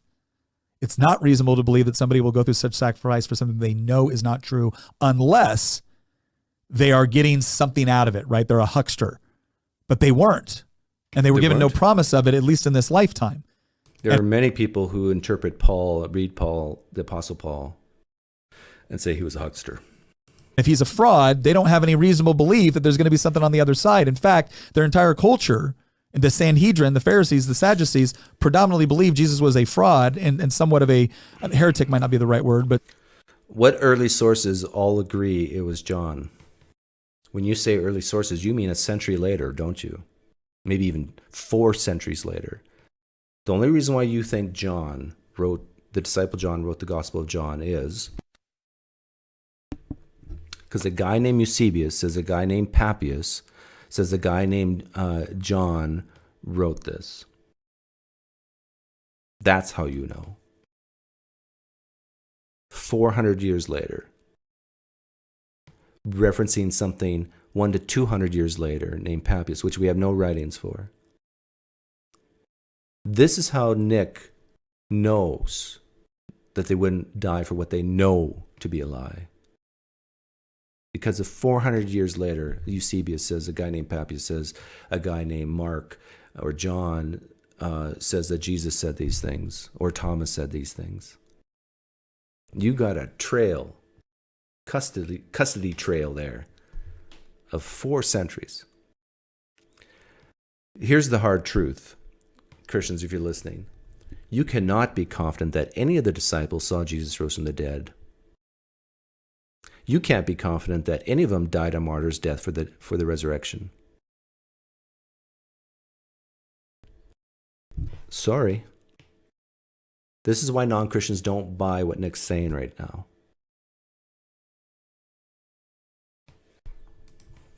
A fraud. And so they weren't even promised anything in the afterlife if Jesus wasn't who he said he was. And so I think that's all important thing. The next thing I want to talk about is it reasonable to believe that Christianity is the only way to God? This is something that bothers a lot of people because sometimes they will come to the conclusion like, okay, maybe there is something to Christianity. Maybe there. Okay, I'm going to fast forward this part because I really don't care. If Christianity is true and it says it's the only way, who cares if it bothers other people? This is something left-wing, feel sorry for type people worry about. Not conservatives like me and Nick here. Like, it's okay to look someone in the eyes and say, you're wrong. This is the only right way. You know, for left-leaning people, that could hurt their feelings, and so they don't like that. But Nick and I, we don't care about that. So let's fast forward this a little bit. Both of you are making truth claims. It is not arrogant or presumptuous to make a truth claim that is accurate. Yeah, right. If I believe that Scripture has been faithfully translated over time and that the authors that wrote it actually believe what they wrote. Okay, now I think it's reasonable to believe that when the Bible speaks about Jesus, they are talking about someone who claimed to be God. And then you're going to more believe that if God is all powerful and all good, that bad things would still happen. Oh, here we go. Right? This is the problem of evil. This is the problem of evil question. And it's rooted in this notion that if God, like it's almost a deductive argument, right? If God was all powerful and if God was all good, then clearly God wouldn't want bad things to happen. And so bad things do happen. Therefore, God either doesn't exist. Mr. Didi just made a video on my real problem of evil, which is not mine. It's been around forever, but most people don't talk about the real problem of evil. They always start with the presumption that God created from the after creation point, the evil that takes place within the world. But the real problem of evil starts before creation of anything. Not good, right? That's the conclusion they come to with their premises. Now, here's the other thing that I always like to throw out sometimes as a question to atheists is I will usually ask atheists, you know, in when they talk about a lot of the ones that are hardcore and kind of talk about this disdain that they have for God. Gregory, you're making my point here. You're right. First Peter identifies himself in the first person. So I exhort the elders among you as a elder and witness of the sufferings of Christ. This is exactly what I said, as well as the partaker in the glory that is going to be revealed. That's future, right? We're talking about the end times. Nowhere, Gregory, I know you've been taught things by your church or by apologetics, but show me a verse where Peter claims to have seen the risen Jesus. Past tense. Because Peter was written, 1 Peter, 2 Peter was written after Jesus rose from the dead, right? If Peter would have seen Jesus rise from the dead, he could have said, so I exhort the elders among you, as a elder and a witness of the sufferings of Christ and his resurrection. He could have said that. Instead he said, and the glory that is going to be revealed. Gregory, at some point, yeah, he claims to be a witness, but not of the resurrection. At some point, you're going to have to admit that this atheist guy is right. That the text actually doesn't claim the most important part about Christianity. And so the only eyewitness account you have is Paul, who saw Jesus after the ascension. A lot of that disdain is rooted in God's authority, God telling them how they should live and what they should do. They don't like that. They want autonomy over their own life. They want to be the ones to make their own decisions. Right? You can even... Okay, listen to this. He's talking about non-Christians, why they reject Jesus, because they want autonomy. They want to be able to be in control of their own decisions. Yet Christianity is no different. Christianity, according to Nick, is about the free will choice to choose or reject the gospel. So in essence, whenever someone chooses Christ, they've become the God of their own life. They've used their power of free will to accept Christ that will lead them to heaven. They have made themselves the God of their own life because they have the power to choose or reject the gospel. Some people say, but Doug, they're giving up. They're submitting to Christ. But they are the authority of their own life to do that in the first place. The Christian has the authority of their own to choose Christ. They are the God who makes that decision. Like some people view free will as it's not caused by prior antecedent events. It's just like this something from nothing. It's like it's their own free will choice. It's just like God, right? God created the universe out of nothing. People choose things out of nothing, out of their will. God spoke the universe into existence. People speak their choices. They have become gods by choosing Christ. This is precisely why Calvinists exist. They don't like that because they know what I'm saying is true. We're going to run this back kind of to the original conversation between the serpent and Eve, like eat of this and you will become like God, right? That was the offer. So here's the question. If God had created a universe where you were incapable of resisting God's will, you are incapable of... Gregory, I'm not disagreeing that Peter is claiming to have seen Jesus. I'm not disagreeing with that. What I'm saying is Peter does not claim to be a witness of the resurrection, and I think nor the miracles. I'm not talking about Jesus' existence. I'm talking about Jesus as God, doing the things that make Christianity what it is. Of resisting God's law. You could certainly potentially exist in a universe to which maybe there was no pain, maybe there was no suffering, but there would also be no love, no justice, no ability to make any sort of decisions. That's factually incorrect, what Nick just said. I hope Nick watches this, if he has the time. He probably doesn't. Where you are incapable of resisting God's will. You are incapable of resisting God's law. You could certainly potentially exist in a universe to which maybe there was no pain, maybe there was no suffering, but there would also be no love, no justice, no ability to make any sort of... If God exists, any world he creates will always contain love because God exists and God is love. There will always be justice because God is just. So what Nick is saying here is if you create a world this way, you're not going to have this. You already have all the great stuff in the world through the nature of God. This is the real problem of evil. There is no reason for God to create. There is zero reason for God to create. God's not needy, doesn't need humans. God doesn't need to demonstrate his love, exercise justice.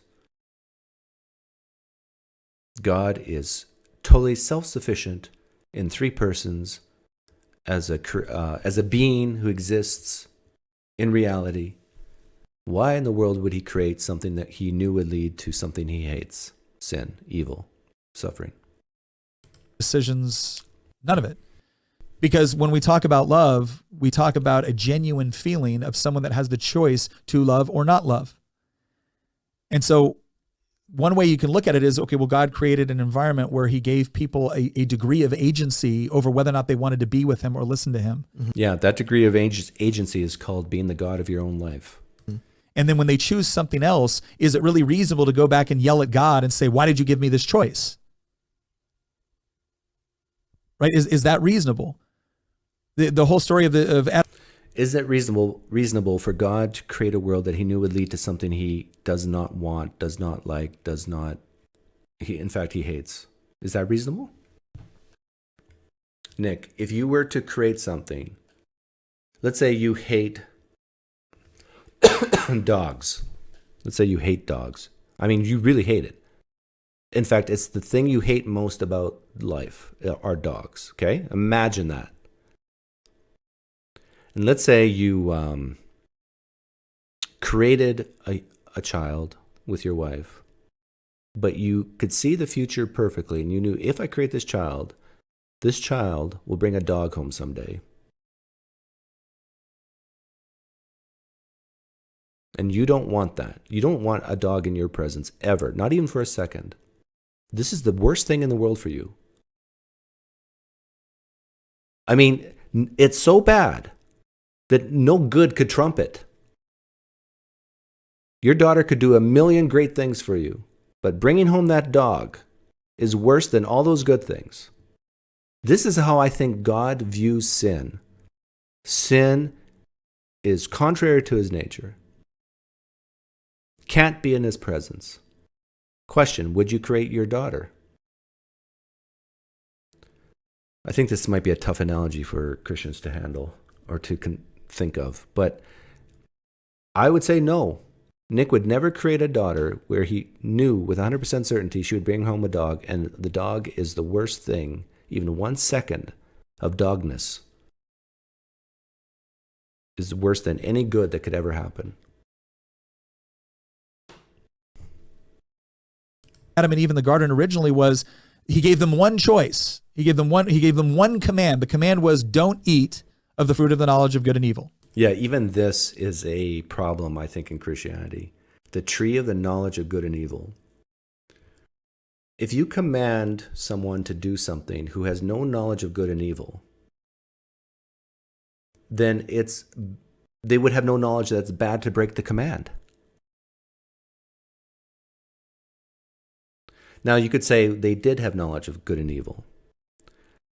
Then you could ask, well, then what's the purpose of the tree? If the tree was the knowledge of good and evil, and they already had the knowledge of good and evil. I mean, I've heard even Christians struggle with this one. If I'm right, and the interpretation is that they didn't truly have the knowledge of good and evil before they ate of the tree,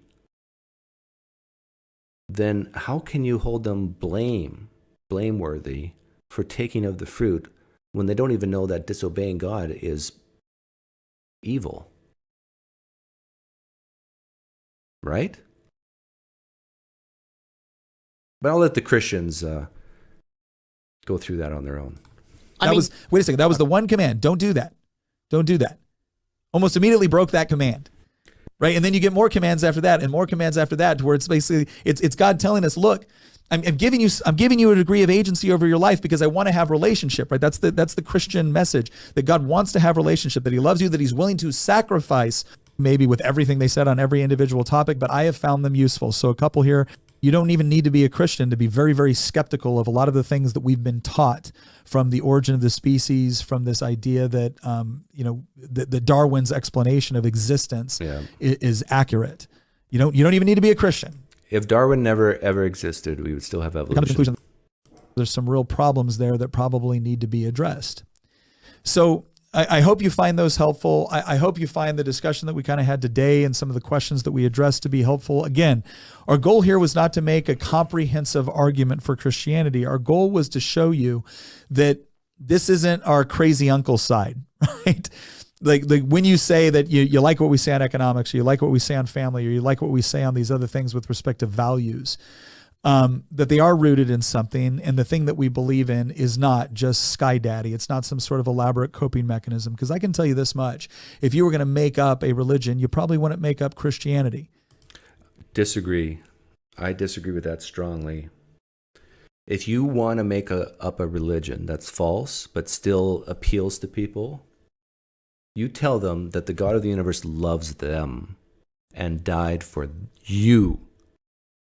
I mean, how attractive is that?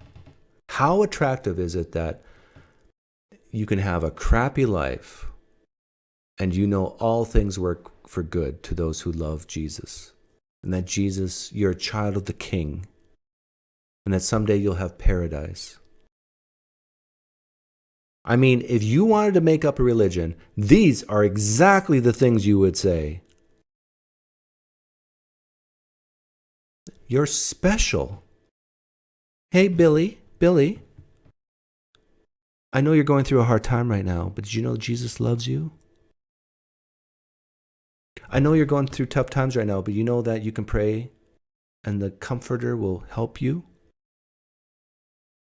I tell you, the Jews soaked this up because they were a persecuted people.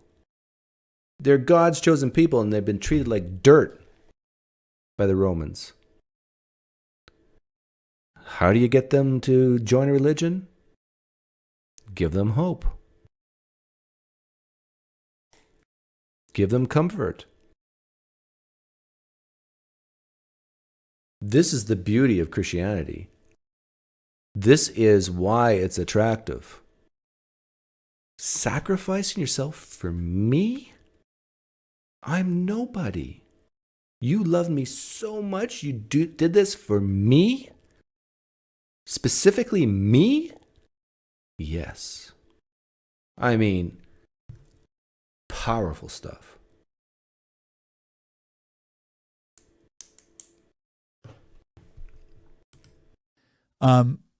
Because within Christianity, we're not promised everything is going to be wonderful and kind. In fact, we're promised as Christians that we're going to be persecuted for our faith. So the only question is why would you believe it? Well, if you're only believing in Christianity because you think it's going to be, you think it's going to make everything wonderful, or you think it's going to make you rich, or you think you're owed this if you believe these things, I can promise you that's not the case. We believe it because we think it's true. And we certainly believe it because we think the explanations provided within do a great job of explaining the... By the way, that's a great reason to believe something, because you believe it's true. You think it's true. I agree with that. But what I would love to talk to Nick about is all the things you talked about today, the manuscript evidence, the eyewitness accounts, all this stuff. I'm willing to bet Nick, well, not bet Nick, but I'm willing to bet that he knew almost none of this stuff when he became a Christian. I bet you he was a Christian long before he knew 90% of this stuff that he said today. So that tells you something, right? He became a Christian for a different reason. Remember he talked about Lee Strobel? His wife became a Christian, and then Lee Strobel spent 2 years trying to disprove Christianity. Isn't that interesting? His wife didn't have to spend 2 years researching Christianity. Why is that? Why do you think Lee Strobel's wife became a Christian? I think it's the reason why most people become Christians, because of a psychological need. And I know that sounds very dismissive, condescending, but we're all humans and we all need somebody. And if that somebody is the creator of the universe, I mean, that's somebody to know. Yeah, cultural reasons, Frank. Yeah. Born into a culture. The human condition, and honestly, the worse things get, the more relevant a lot of that scripture becomes. And I can tell you this much, as time goes on, one of the reasons why I can look around a lot of the chaos that's taking place, and I may be frustrated about it, and I may fight against it, and I might try to help others fight against it, but the reason why it doesn't cause me at any moment to lose faith in what I believe is because my identity is in Christ. There you go. And while I certainly don't live up to everything that is wonderful and beautiful about that identity, the one of the promises that we get in that faith is the peace which surpasses all understanding. Yes. Okay, now I'm going to tick off the atheists, especially the ones who lean left. Nick is not going to... I bet you anything, Nick has no mental illness. I bet you his kids have no mental illnesses. His wife? Well, I bet you his wife doesn't have mental illnesses. I bet you when things get tough, he's okay. He knows who he is. He's a stable human being. He's productive. My guess. If you want to go crazy, if you want to increase the probability of going nutso, become a left-wing atheist. Now people ask, Doug, you're an atheist. Oh, how do you do it? How come you're not crazy? I think it's because I lean right. In fact, there was a study that came out the other day, like recently. Construction and validation of scale for assessing critical social justice attitudes. I was going through it, and they made the comment here. Let's see.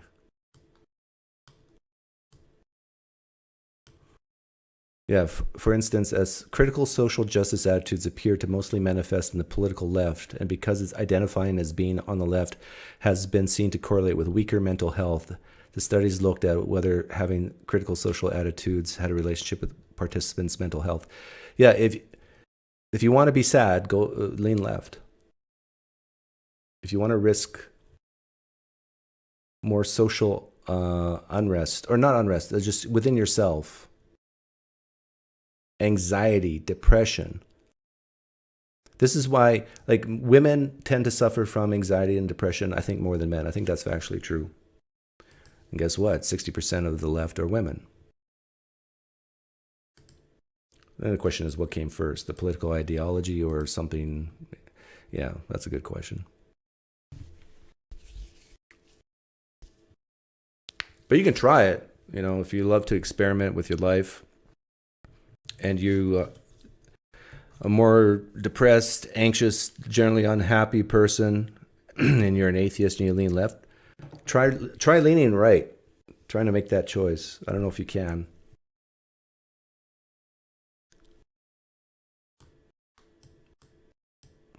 Maybe even try if you're in your early 20s.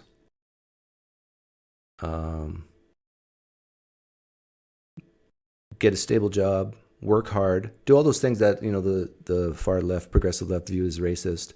Work hard, be on time for work, save your money, then get married, start a family. You'll be happier. You'll be less anxious. You'll be more stable. If you want to stay crazy, stay single, blame others for your problems, look to the outside, not within. That's a recipe for, I think, going crazy.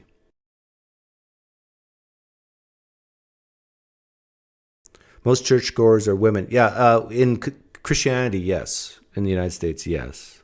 In Islam, it's mostly men. But Islam is a completely, well, not completely, but it's a different type of religion. It's more, let's action, let's do action. With Christianity, it's more belief, let's believe.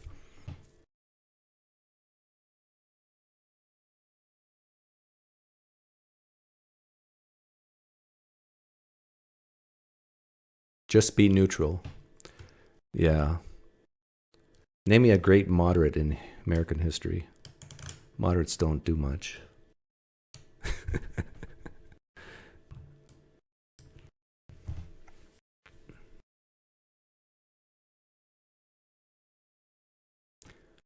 Doug, did that video finally convince you that Christianity is false, finally?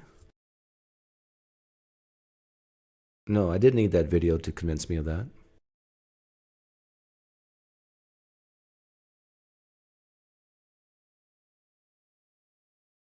Is Christianity a net positive to society? That's a hard question to answer. You mean today in 2024 in the United States? I think it's close. I think it's a push. But in 2024 in other countries where people are so desperate, I think it's a net positive. I think we evolved with religion, Christianity, to help us survive, and it does work. My own sister lived probably 5 years longer than she should have because of Christianity.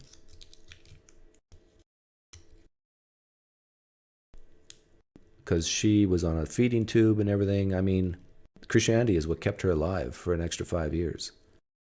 It was a terrible 5 years. So you could say that, you know, that's not good. And I do say that.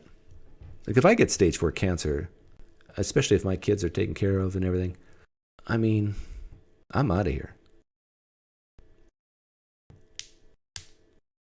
Adios, amigos.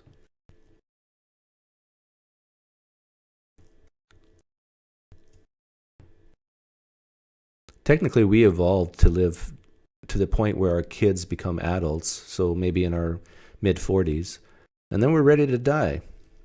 It's only because of technology we've been able to live to 70, 80, 90. So if you're over 45, you're in the bonus years. You ought to be dead right now. Such an encouraging live stream.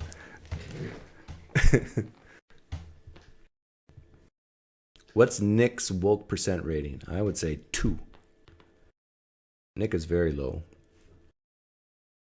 Does anybody want to? Is there any Christians in here who want to have a very civil conversation with me? I'll be nice. You can be nice.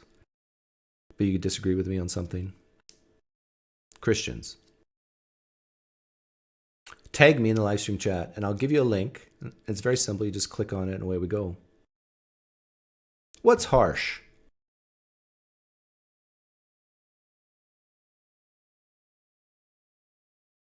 Yeah, you're right, Imperial Capital. That's why there's more men. But Islam is more get up and go, conquer, justice, charity. I mean, Muslims are better than Christians at giving, I think, because, yeah, well, maybe it's a push. Maybe it's close. But that's one of their 5 pillars, right? Alms, giving, charity. And they're definitely better at justice. When it comes to theft, like if my main concern was people not stealing from me, I wouldn't live in the United States. I'd live in Saudi Arabia. Muslims have figured that out. They know how to deal with theft. You can live in Saudi Arabia, keep your doors unlocked, and your car and your house.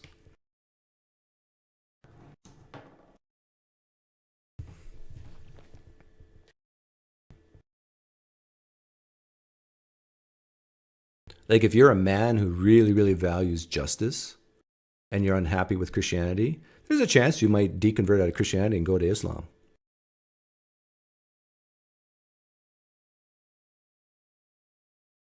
Collaborations coming up with Jim Bob or Andrew Wilson? Nothing planned. I don't plan anything. And if Jim Bob or Andrew Wilson hears this, I'm open to coming on their streams, but please respect the idea that I have a real job. I don't make a living from this, and I hate scheduling stuff on social media. I sometimes do it, but if you want to drop me a link and say, hey, if you're available, hop on. And Jim Bob has done that with me, and I appreciate that. Then if I'm available, if it works. I've been actually very busy the last month with real work. I finally got a breath of fresh air this morning of done 5 projects or whatever. Be leaving to go to Phoenix in a couple hours to see the Suns game.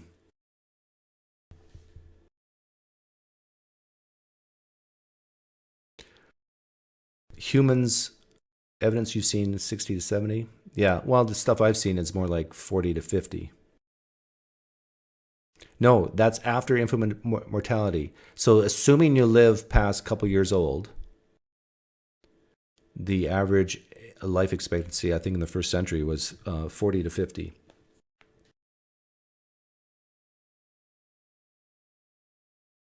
But I could be wrong. I could be wrong. But it's very reasonable to think that it is more likely someone would live to 90 today in the United States of America than live to 90 in first century Palestine area. I mean, if you disagree with that, then, I mean, we're so worlds apart. Japan has a much lower crime rate than Saudi. I doubt that, Mel. I think Japan is a very good country at covering up crime to make their country look good.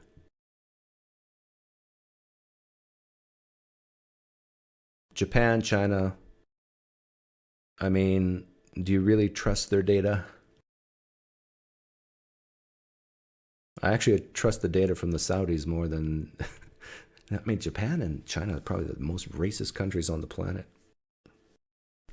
Those Asians. Anybody who's lived in Japan can verify? I mean, agree with me? Anybody from Japan here?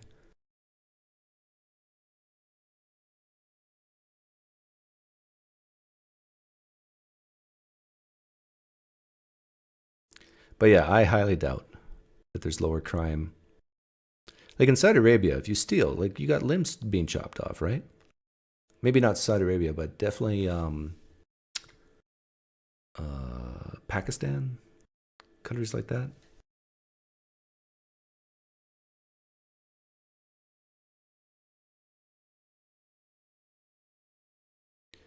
The fear of God is the beginning of wisdom. Yeah, that's what the verse says.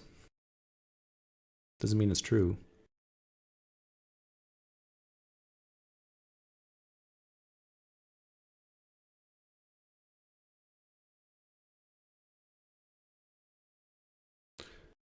Well, I'm not saying Japan isn't safe. Like, it's safer than the United States. For sure, I'd admit that. But I still think Saudi Arabia would be safer than Japan.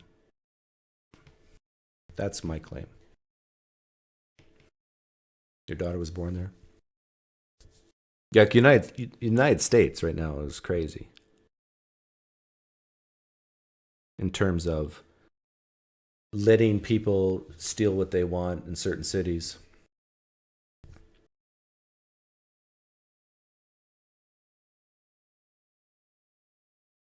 See, these are the things that Nick Freitas would agree with me on.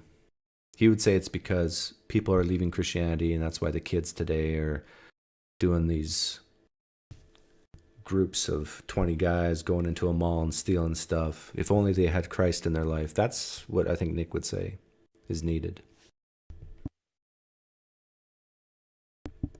And he might be right. He might be right that Christianity can help prevent certain crimes like stealing. Like, if you scare someone to think, you do this, you know, every week, if you steal something every week, you might be going to hell when you die. And if a person really believes hell is real, they might stop stealing because of it. But unlike Islam, like, Islam goes one step further. Yeah, you're going to go to hell if you do these things. But not only that, we're going to chop off your hand if you do. To me, that's the bigger incentive not to steal.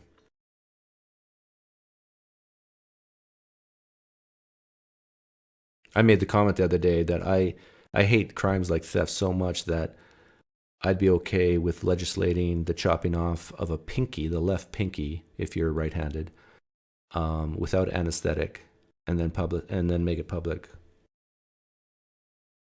So you don't have to pay for. Of course, there'll be a judge, jury, whatever, but no jail time, no paying for people's food, criminals' food. They just make it quick as possible. Put their hand in a vice, snip the finger off, let them scream in pain for like half an hour. Televise it. Crime, thievery would plummet. Plummet, I say. But most people don't have the stomach for that type of justice. People would be more willing to shoot someone dead than chop off a finger. Explain to me that. Like, which is worse, killing someone dead for stealing, which happens here in the United States? You got video footage of criminals, thieves coming into a store and the store owner taking a shotgun or whatever and killing them. I say, at best, maybe shoot them in the leg so they're immobile, and then chop off their finger. Guarantee you, they're not going to do that again.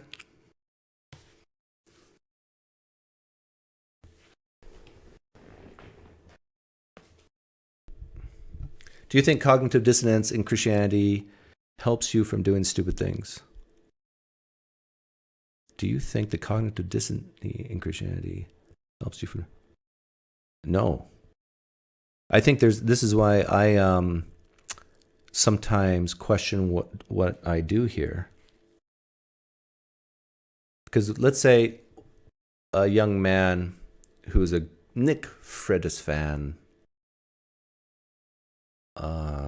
military type young man, he listens to this live stream and he goes, oh man, that atheist guy's making some good points.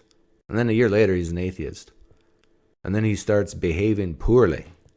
Like, there's no hell. What am I worried about? There's no heaven. What am I worried about?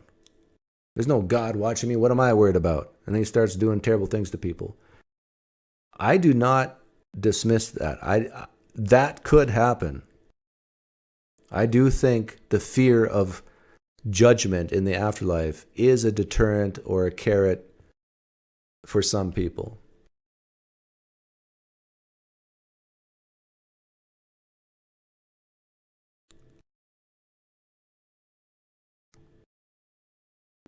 It's not, hey. nice to see PineCreek's okay with torture.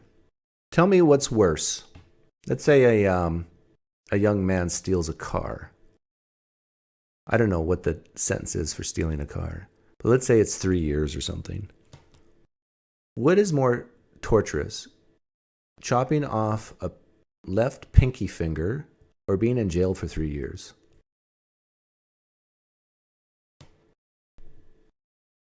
I don't know. Maybe it's a tough call. What if it's 10 years? I don't know. Like, I'm trying to think. Okay, let's say I did a crime. My sentence is 10 years. Or I could have my left finger pinky chopped off and I go free. I'd choose the left pinky.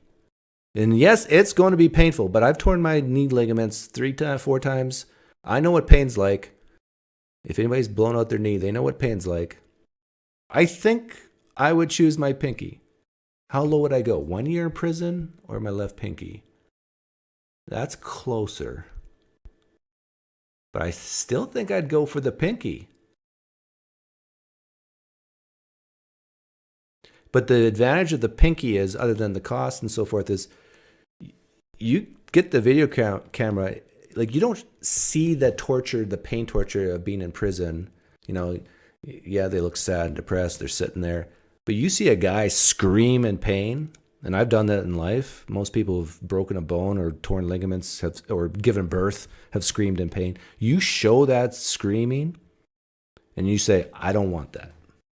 I don't want that. That's a bigger deterrent to me than a year to 5 years in prison. My name's PineCreek. I'll be running for Senate.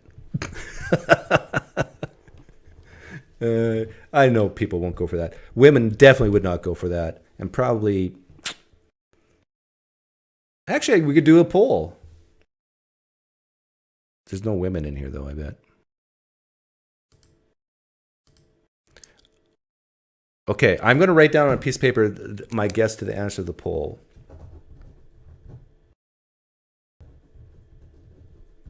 And then I'm going to run the poll. So the question is... Okay, I got my answer written down. Would you support chopping off a pinky finger for stealing a car? I'm making it very specific. So instead of jail time, instead of a fine, it's chopping off a pinky. Here we go.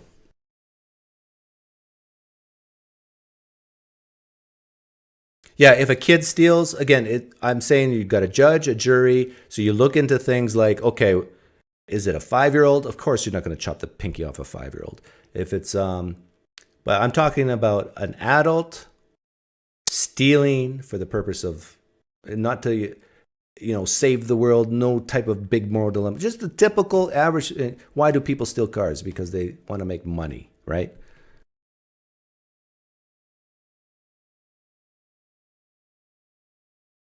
Would you open the chat? Yeah, do you want to speak to me, Fernando? I can open it up. You mean the whereby? And you want to talk to me?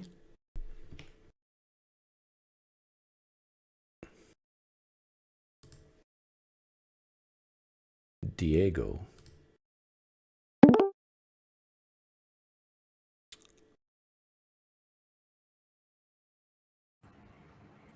Hi, Diego. What's up? Oh, Doug, how are you doing? Good, thanks.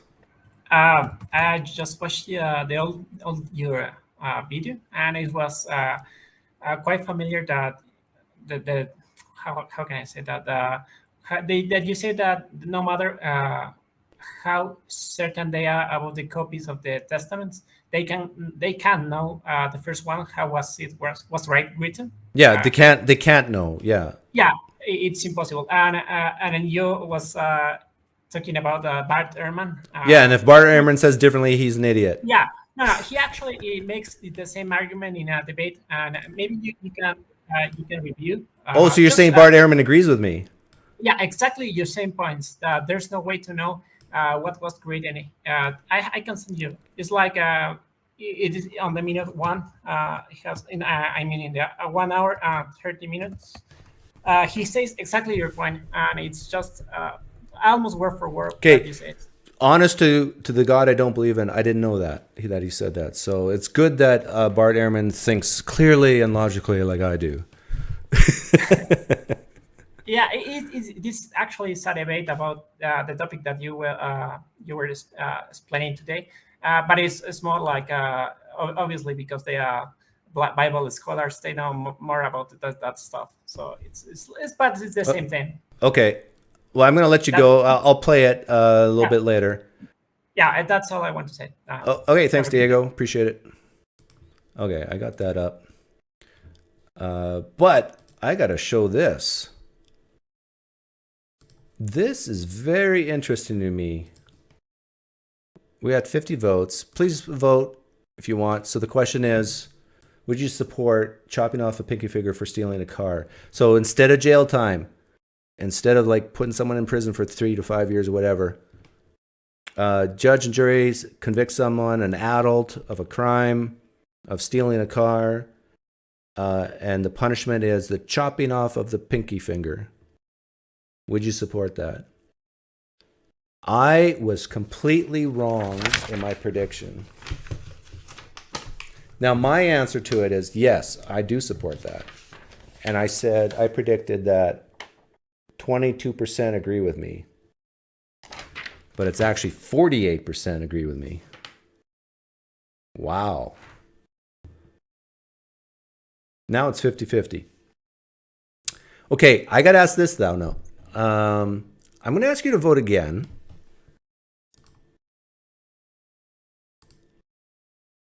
But I want to know if you lean left or right.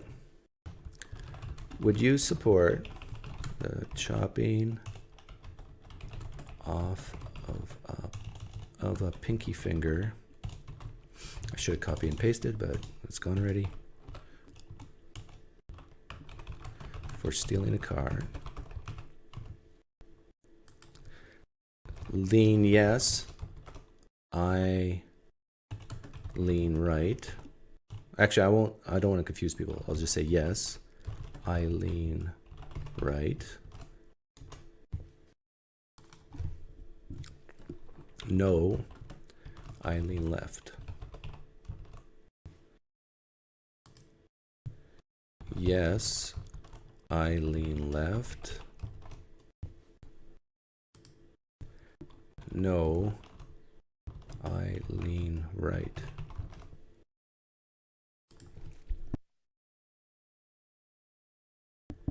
So this is, if you voted before, you got to vote again. This is a new question. The reason why I'm asking this question is because since so many people agreed with me, and I'm shocked that they did, I'm wondering, like, in the past, about 2/3 of my audience have been atheists who, of those 2/3, no, sorry. In the past, about 85 to 90% of my audience are atheists. And of those atheists, about 2/3 of them lean left. But I have a feeling that there's self-selection going on here. And because people just are disgusted with my political views and who are atheists, they just leave. They don't want to hear of what I have to say ever again because it causes them mental anguish. So I'm wondering if, oh, this is interesting.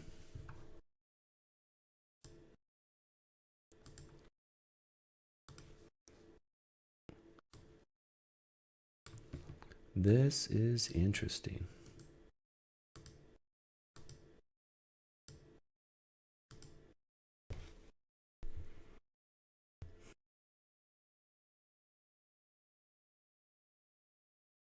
Whoa. Please vote. We don't know who you are, so it's confidential. Doesn't matter. There's 178 people in here right now, roughly.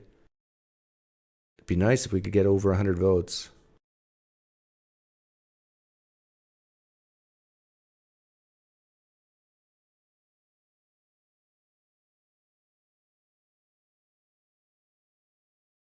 But yeah, I find this fascinating.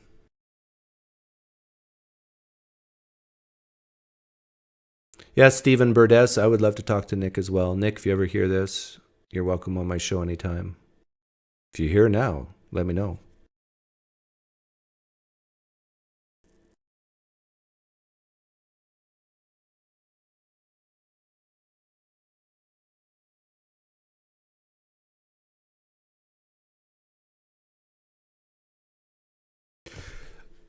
Okay, this is to be expected. For if you just focus on the people who lean right, more of them say yes than no, which is what I would expect. Because people who lean right are less touchy-feely, more justice. Yeah, okay, we're going to cause you some pain. Deal with it.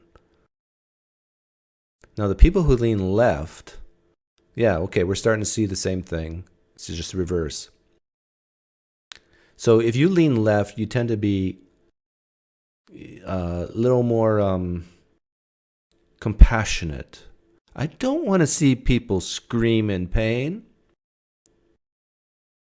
That's mean. If you're left, that's how you sound. So this makes sense. By the way, this is why people vote differently. Things exactly like this. It's like justice over mercy type battles of values. People who lean right tend to value justice over mercy. I view this as like, well, depends on mercy. In a way, chopping your finger off is more merciful than 5 years in prison, in my view.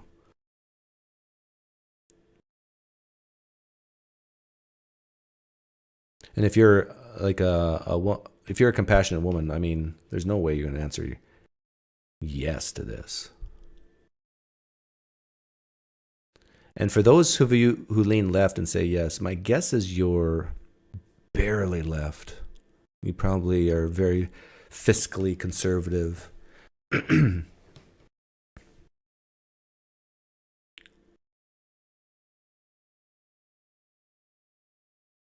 If my own son stole a car, yes, I would support his left pinky finger being chopped off over 5 years in prison, without a doubt.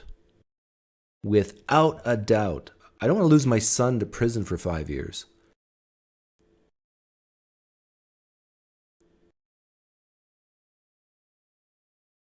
Because in prison, he could become a worse criminal. At least with having your pinky chopped off, you'll scream in pain for half an hour. Then you'll be sore for, I don't know, a week. But you can still work. You can still function in society. And I guarantee you, my son would never steal a car again. And if he does, another finger chopped off. I mean, you'd have to steal 10 cars to have no fingers left, but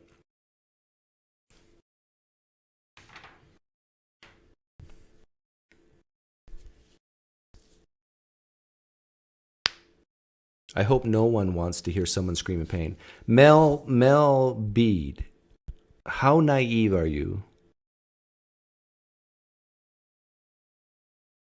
I can very easily imagine situations where I would be joyful to hear someone scream in pain. If someone were to rape my daughter, I'm just being very honest here. If someone were to rape my daughter and there's no question about their guilt, they're found guilty, and the judge asks me, what should the punishment be? I'm just giving an example here. But let's say I said their left arm chopped off, or their balls chopped off, and they scream pain, I would smile. That's how I have evolved. I'm a moist robot who values this type of justice so much that if I see great harm done to my own daughter, I will smile at the pain and suffering of that person who committed that crime.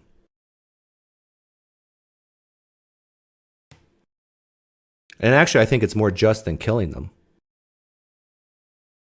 because they didn't kill my daughter.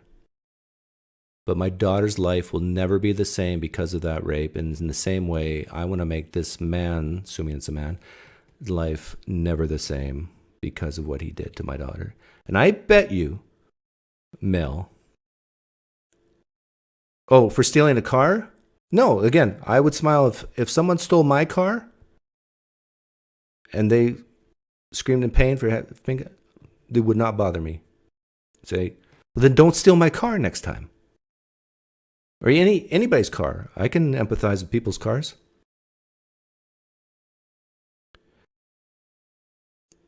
Keep in mind, women scream in pain when they give birth to children. I mean, it's worth it. Giving birth is worth it, worth the pain of childbirth. In the same way, it is worth chopping off the finger, in my opinion, to deter future crime. Now, I didn't smile when my wife didn't give birth naturally. But even if she didn't, I probably wouldn't have smiled over her screaming in pain from giving birth. Well, maybe I would have, because I know it's almost here. It's almost here. Yeah, push. Shut up. I'm in pain. Okay, what's the final results? For the lean right, 29-26. Oh, it evened up a bit. Lean left, 27-19. That's still lopsided, no. Okay, very interesting.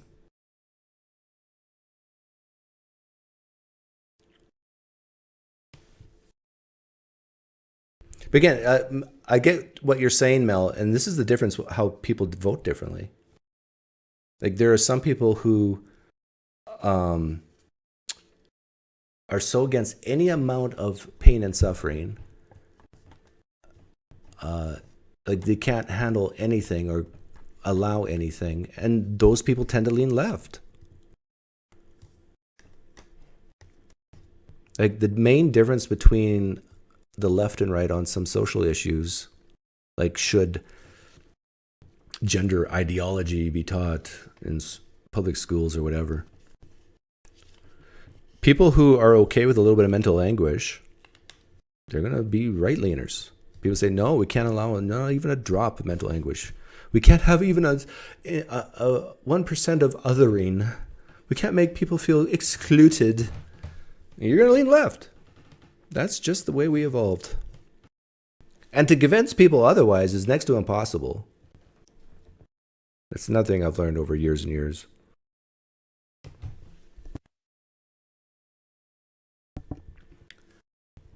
Like, the trans issue is the perfect... I bring up the trans issue because a lot of people on the left don't want me to, so I bring it up. The trans issue is a perfect example of this differences between people who lean left and right and mental anguish. You can't misgender someone, use the wrong pronoun, because why not? What's the answer? Well, because you're being a jackass, you're being mean, you're being a dick, you whatever. So, well, it causes them mental anguish. It makes them feel othered, not a part of society. So, this is the attitude of a lot of people on the right. If you haven't been raised to be okay with people thinking bad thoughts about you, your parents failed you. And that's the problem. There's probably a lot of trans people without two parents who love them. That's the real problem. And so if there are trans people who are okay with being misgendered, my guess is they got two stable parents in the home who love them. Okay, apparently Bart Ehrman, I said something today that Bart Ehrman agreed with, and I didn't know it. An hour, 30 minutes. So a lot of Christians quote Bart Ehrman as saying that we can be 98% sure what were in the originals. And I made the claim, if Bart Ehrman said that, he's an idiot. And I don't care if he's the expert and I'm not. I'm right, Bart Ehrman's wrong. But apparently Bart Ehrman said exactly what I said. Let's see. Jesus didn't exist as far as you're concerned. But I think it is a nonsense error and easily corrected by the next scribe. Thank you. Thank you.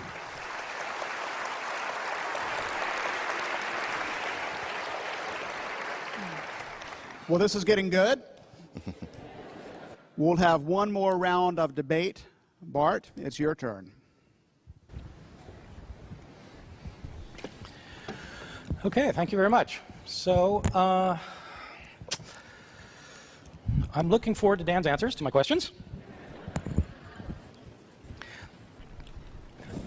Dan raised several questions for me that are they're very good questions, and I certainly want to deal with them. Dan raises the question, how do I know that Mark was only copied a couple of times? That's his first question to me, and I don't know. I don't know whether it was copied twice, or 5 times, or 500 times. I don't know, and neither does Dan. Were the first copies accurate? I don't know, and neither does Dan. There you go. Were the copies of those copies accurate? I don't know, and either does Dan. How do we know that the earliest copyists were accurately representing the text that they had in front of them? There is simply no way to know. That's exactly what I said, and I am quite sure. Well, maybe I did watch this 4 years ago, but I don't remember it. But it's so commonsensical. Any Christian who says we know what the original said, and even Bart Ehrman says this, no, you do not know with a high degree of confidence what the original said. You do not know, you do not know, you do not know. Why? Because we don't have copy 1, copy 2, copy 3, copy 4, copy 5, we don't even know how many copies there were before we find the first fragments or complete manuscripts in the 2nd, 3rd, 4th, 5th centuries.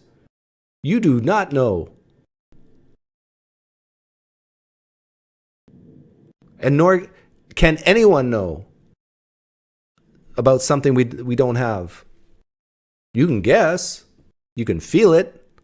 You can presuppose it, I guess. Well, it's good to know that me and Bart are simpatico on that. By the way, if you want to call in, here's the link.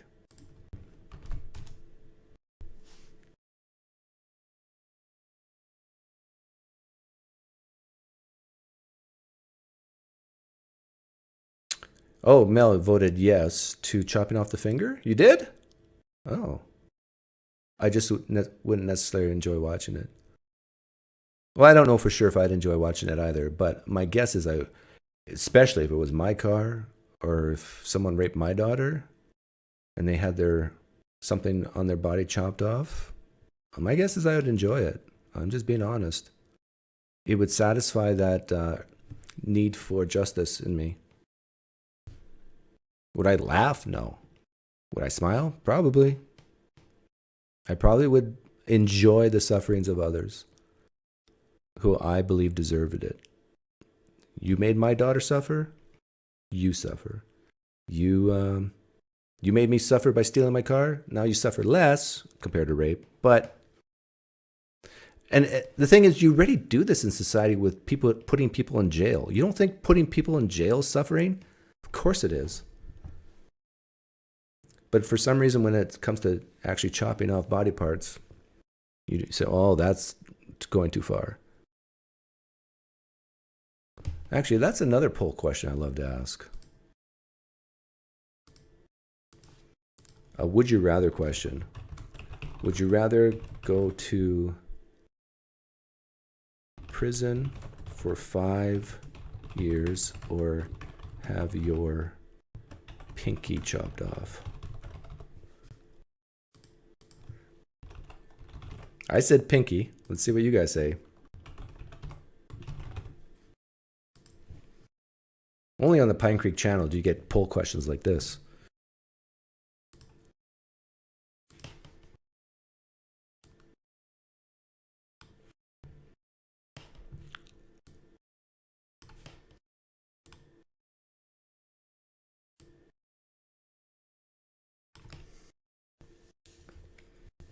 That's revenge, not justice. Putting people in jail is revenge? Putting people in jail is revenge, not justice. What's the difference?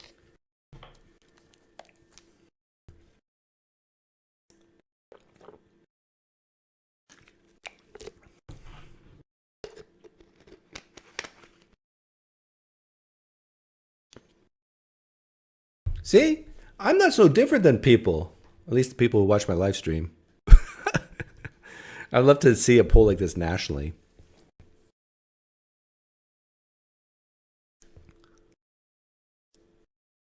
I mean, 27% of you, I don't understand. 5 years of your life?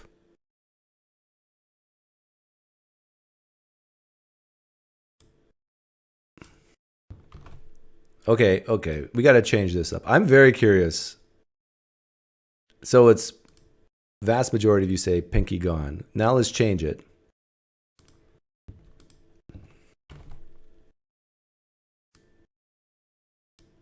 Instead of years, months.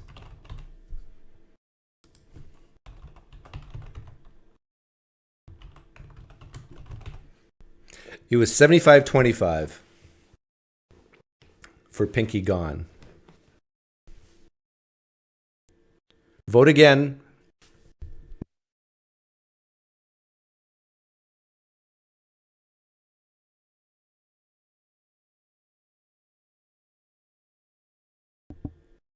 See, we're actually calculating the value of a pinky right now because we live in a first world society.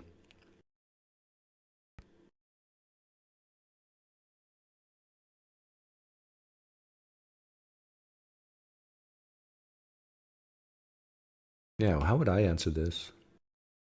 5 months. I just said prison. I didn't say what kind of prison. Is it a state prison, a federal prison, maximum security prison? Like if it's a maximum security prison,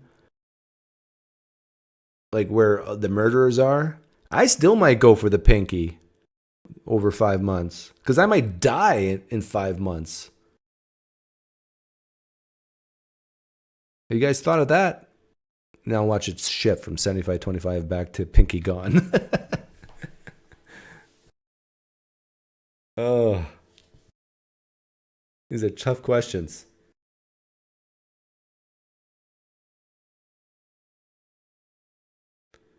Yeah, the dangers of prison, Jared.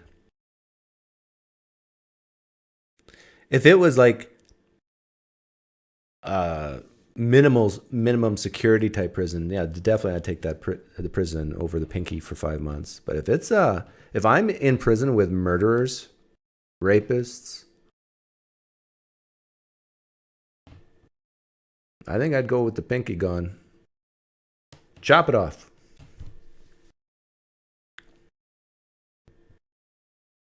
This is fun. I like this. You lose that pinky forever. Come on. What has that pinky done for you? I guess it's good for cleaning your ears, but even then, I use my index finger. Now, if we're talking index finger and thumb, you know, the equation changes, especially on your writing hand.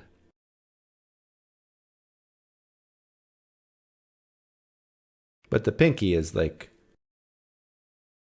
it's worth ostracizing your pinky.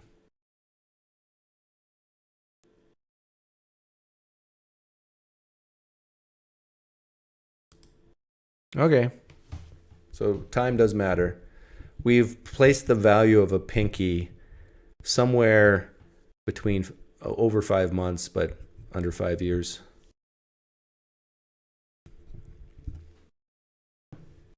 Of your life. Can you keep your... Yeah, you can keep your pinky in a jar, pickle jar.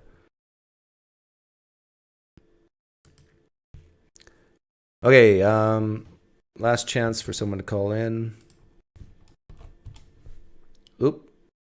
That's not the copy and paste I wanted. This is the copy and paste I wanted.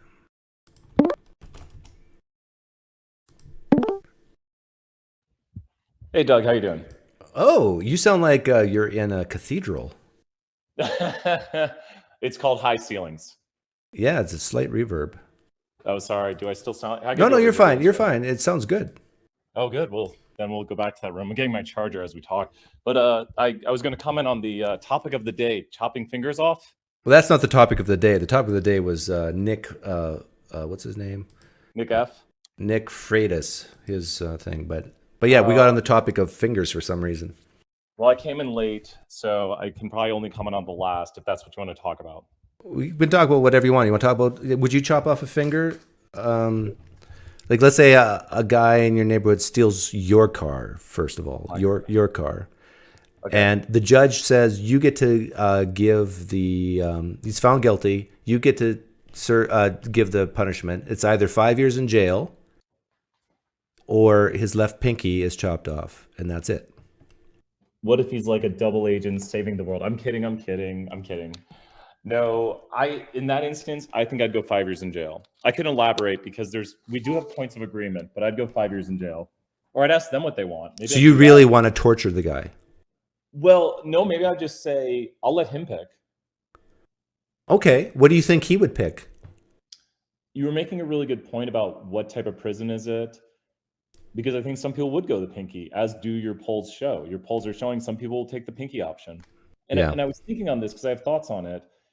You might have a point because you're kind of concentrating all the pain and suffering into a moment. Yeah. And then other people might see that and be like, oh, that's really bad, because you don't see the effects of prison and it's over a longer period of time. So I do have points of agreement with you on this, but I'm a touchy-feely liberal, so I'm going to have to say, let them choose. You might think that's weird. I would let a criminal choose their punishment, but I do have a hypothetical for you if you want to go that route.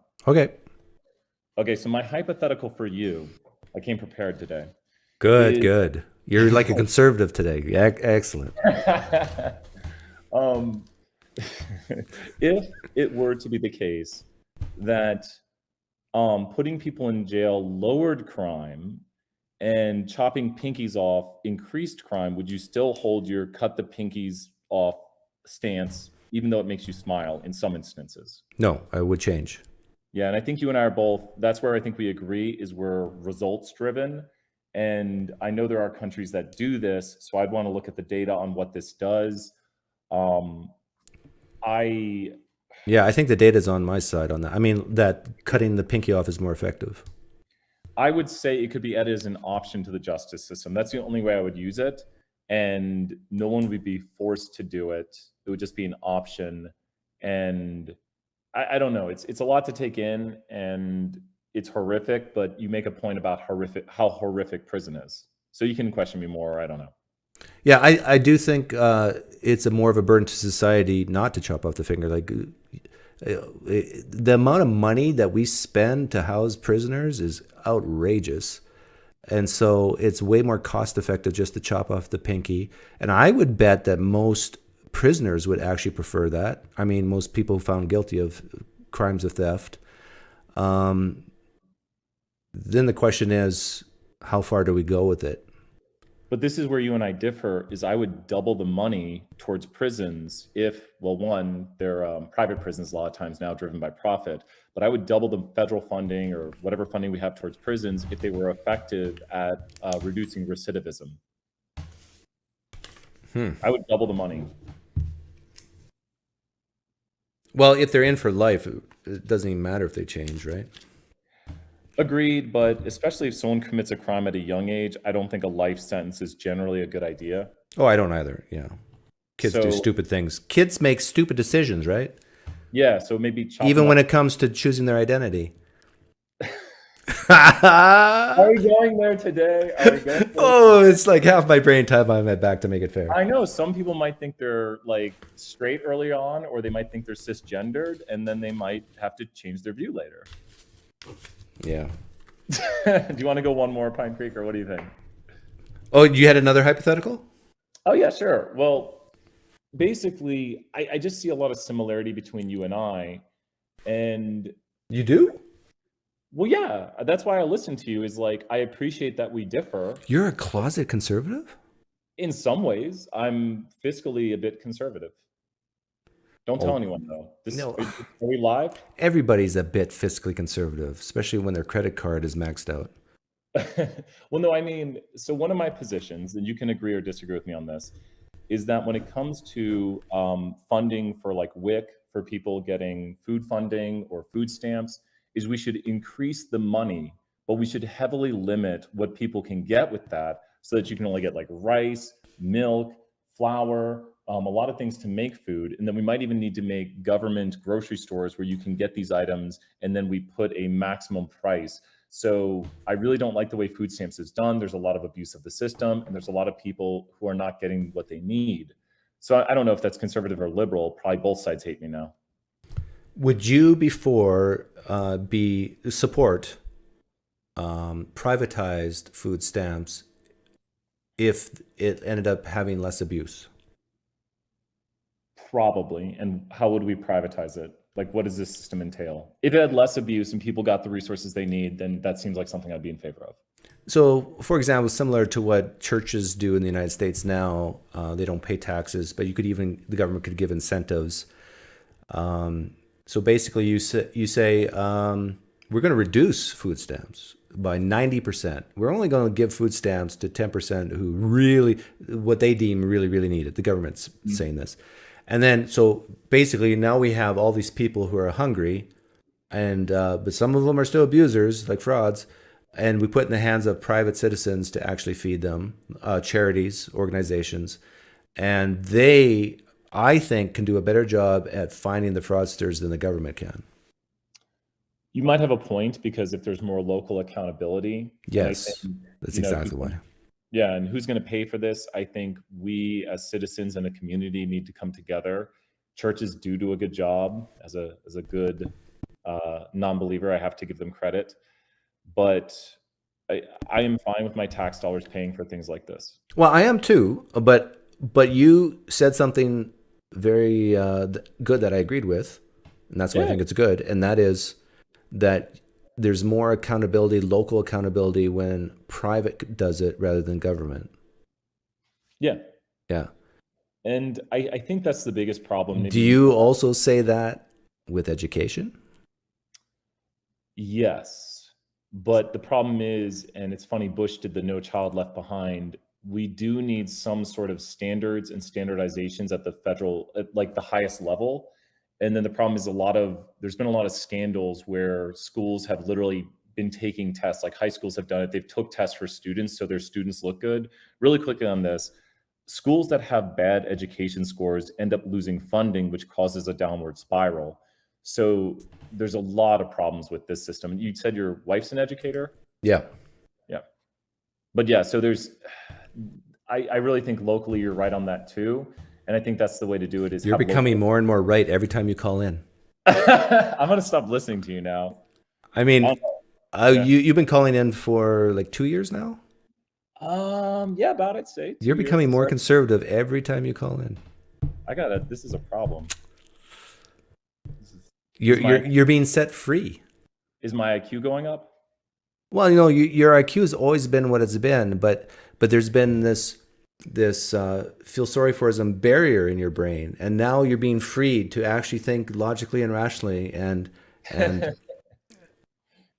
before you let me go, and I always enjoy our talks, I want you to hit me with something where you think I'm not logical, and it can't be LGBT unless you really want to go there. It can't be LGBT. Okay, you can go there if you want. Well, I was sort of being facetious when I said what I said with you, especially with you.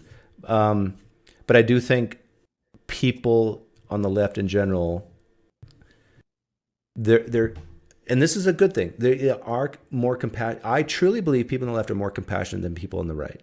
Yeah. Just the simple, normal, everyday definition of compassion. But I do think that their strength can be their biggest weakness. And so, for example, it's probably not with you, but people on the left, when it comes to immigration, for example, they just want a better life. They just want to work hard and come to this country. And it's because of this default compassion that they have, they don't see that they might be doing more harm than good for the country. For example, the amount of women being raped on the way to the country because of the cartels, child trafficking because of the cartels, even criminals who are fleeing their countries because they're criminals, and now they're coming into the country and they're doing harm here. But because of this default compassion state of these are poor people who want a better life, this is where they're not thinking logically and rationally. They're letting their emotions and feelings get in the way of what's best for the country. Well, go ahead. Let me see if you and I agree on something. If there is an individual who we can hypothetically, let's say, background check and know they have no criminal past, and we have no intent to believe that they will do criminal actions, they have means for employment, and they're going to pursue those means, like they've already got a job set up and they have an employer, would you let that person into the country? Of course. I would too. Yeah. And so I think there's side issues. Like, of course, I don't want criminals in the country. That's obvious. Like, if you're a criminal and you're going to hurt people. Well, wait a minute. That's not obvious for a lot of people, because I've asked this question many times to many people. I've asked them, there's 10 people at the border. One of them is a criminal. 9 are good, hardworking immigrants, but 1 immigrant's a criminal. Do you let all 10 in? It's either all 10 or 0. And many left-wing people will say, I'm willing to let the 1 criminal in to help the 9 because they're so compassionate. Let me flip that on you. You ready? Because I think I know how you're going to answer this. Mm-hmm. There's 10 people returning to the USA, and 9 of them are God-fearing Americans, and 1 of them is a terrorist. Would you let in the 10 people knowing that 9 Americans are going to be let in and 1 terrorist is going to be let in? This is a tougher question because now you got 9 U.S. citizens. And in my case, there was 10 non-U.S. citizens. To me, so legally, the 9 U.S. citizens have a right into the country and the 1 don't. So how would I answer that? When you say terrorist, you mean like a real terrorist? Like, oh, they're going to do some bad stuff. Yeah, I would say, sorry, 9. You're going to have to stay out until we kill the terrorists outside our country. And you see, that's where you and I think I have the same answer to both questions, but it's not the immigration, it's the whole terrorist thing. So that, I think that's where we coincide. It doesn't have to do with immigration with me on the first question. It's the whole terrorist and protecting America. And it's kind of like when COVID was happening and the people were at sea, we needed to help those people and get them to a port and get them to a hospital and fix the situation. I'm not trying to tangent, but I don't know if you have anything else or thoughts on the topic. Well, let me, have we talked about immigration, you and I? Is this the first time we talked about it? I mean, we could go back to LGBT. Yes, it's the first time we've talked about it. Okay, I'm going to ask you the same question I asked this big YouTube channel guy named Progressive something. We've got 2 people at the border. Got it. And you can only let 1 in, not both. And it's your decision. Person A is a millionaire, 35 years old, has 5 kids, no history of crime, but a history of starting businesses, entrepreneur. Okay? That's married, 5 kids. All healthy. Person B is a very poor person, coming from a rough country, has committed crime. There's a history of him stealing a car. Has 5 kids and a wife, and no history of vaccinations. Who do you let in? I will answer the question 100% if you let me give a preamble. Okay. The only determining factor to me is the criminality here. So if you flip it and say there's a rich person with criminal history, yada, yada, yada, I would not let them in. Or a poor person with no criminal history, I would let them in. So the answer is the rich person with the no criminal history, but it's the person who's not a criminal. Gotcha. I don't want the bad actor. I want the person. Okay. But now you've set me up for the next question. So you would let in the millionaire before the poor person because of the criminal history. But to be specific, it's the criminal history that's the deciding factor. Gotcha. Now there's no criminal history in either. Okay. Who do you let in? So now with no criminal history on either, and we're saying there's only 1 more. Remember, the poor person hasn't been vaccinated. We kept that in. Okay, the rich person is vaccinated. Yeah, they're healthy and vaccinated. Who do you let in now? I would give the person who is poor an opportunity to get vaccinated, and it'd be a much harder choice then. I'd supply them vaccinations. I think we, as the leading. Okay, well, that changes the equation. We can put that in. We can put that in the next question. Okay. At this point, I would probably have to say, unless circumstances changed, it is going to be the rich person. Okay, we're 2 for 2. Let the millionaire in. Okay, now we controlled for criminality. We controlled for, now let's control for vaccination. So the only difference between person A or family A and family B is one's rich, one's poor. Who do you let in? You're going to hate me, PineCreek, now, because this is where we differ. I grab a coin and flip it. You grab a coin and flip it. My touchy-feely, compassionate part of me doesn't care so much about the economy to say that the rich person is going to bring things to the economy. As I said, I would give the poor person the opportunity to get vaccinated, supply them vaccinations to help others. And so at this point, it's a flip because the rich-poor is not my determining factors. It's a zero-weight variable. Okay, but you're not making this decision on, well, actually, yeah, this is good. Okay, question number 5. Okay. Not only are you letting them into the country, but they have to live with you. They have to live with me? Yes. Well, I've had tons of poor friends. I don't care about that. I've had Hang on. Okay, go ahead. The family of 7, 5 kids, the millionaire. He has money. He has money on him. He has access to bank accounts, whatever. They have to stay in your house for 1 year. Okay. Now the poor family with 5 kids, not a penny to their name, just a shirt on their backs, stay with you for 1 year. Who's staying with you for 1 year? Which family? I know you're going to think I'm crazy, but it's a coin flip again. Coin flip again. I know, because let me explain why, though. I'm just blowing your mind today. You're an evil person. Why would you say the poor people? You would coin flip that?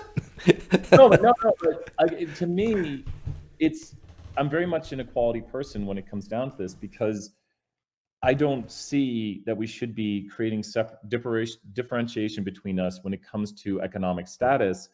And I've just experienced so many rich people and so many poor people. Man, I didn't even know what old money and new money was until I didn't know that till my 30s. Oh, really? I didn't even realize rich people have real rich people. Yeah, like the more you learn about the world, even if you have $1 million, you realize you're poor. Oh yeah. I mean, there's rich people and then there's wealthy people. Oh yeah, no, I mean $1 million. Like I'm going to Phoenix in a couple hours, and if you go to Scottsdale, the richest zip code, you see real wealth. Oh yeah. Yeah. I mean, have you looked at $1 million house these days? It's not that impressive. I'm not saying it's not bad, but no, it's nothing.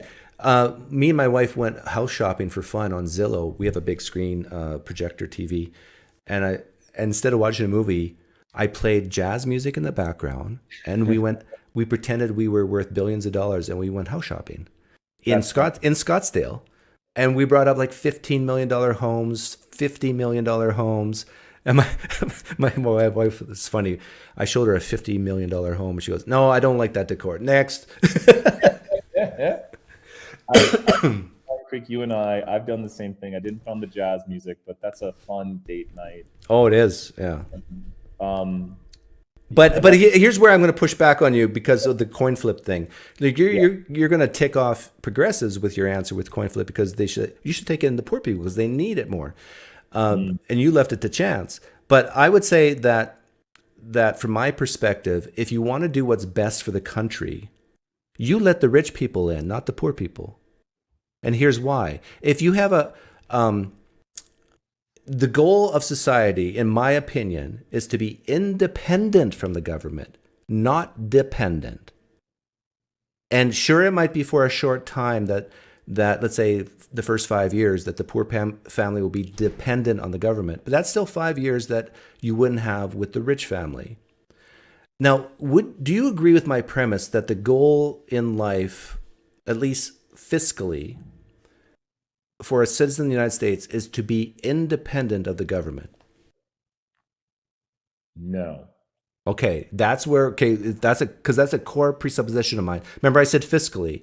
So do you think it's better for a citizen to exist who doesn't need food stamps, doesn't need housing, doesn't need welfare? Is it better for them not to need those things? Generally, yes. Yes. So that's what I mean. It is better to be independent of the government for social programs than be dependent on the government for social programs. Are we agreed? Lean yes. Yes. This is why I would let the rich family in instead of the poor family. because it's better for the country to have its citizens not dependent on the government. I think what I'm thinking here is, what if you bring in the poor family and they achieve the American dream? Doesn't it say more when a family comes here, a dad in his 20s with a few kids, with his wife, Yeah. help off their feet, and then they become a business owner, they become they help other people get jobs, and then we've elevated someone's status. And truthfully, if a rich person, I love those stories. Yeah, exactly. Me too. And that story would mean more to me than a rich person coming in here. And that's the way it used to be. Yeah. But here's the thing, Mr. Touchy Feely. When you look at the immigration in the mid 20th century, the early 19th century, we didn't have welfare programs back then. Like basically, if you came into this country, you were on your own. Sure, you got help from people, but not from the government. There wasn't food stamps. There wasn't public housing. If you couldn't very quickly provide a good or service to society, you died. Well, you look at New York City, a lot of the groups like the Irish and stuff banded together and had their own communities, which would basically create a social safety net. Yes, but it's not government. You're right. And this is what we were talking about earlier about with the food stamps going privatized versus public. And if there's people in the country who want to help you, even though you're not providing a good service, that's their prerogative, because maybe they see a future in you or whatever. But in today's society, people who are coming across are getting debit cards or credit cards for $3,000, free public housing, free food. Sometimes I've been heard rumors, free potential for college, all these things. This is not the way it was in the 1800s or early 1900s. But I think we're better now. I think I say this is worse. I think many people have achieved the American dream, or their children have gone on to achieve the American dream. And that's kind of what I see with maybe allowing in the poor family. And yeah, those are my thoughts. I don't know if you have any other. Well, yeah, I just very strongly disagree with that. I think the American dream is done by the example of non-dependence versus dependence. So in other words, you are less likely to get the American dream if the first few years of your life in America is food stamps. If you're just given stuff that from other people that you have not worked for. If people who achieve the American dream, it's this what some progressives would say is a racist idea of working hard. I don't think working hard is at all. I know you're more rational than some progressives, but some people think that the whole idea of working hard, going to work on time, sort of thing, is a white man's racist type of ideology.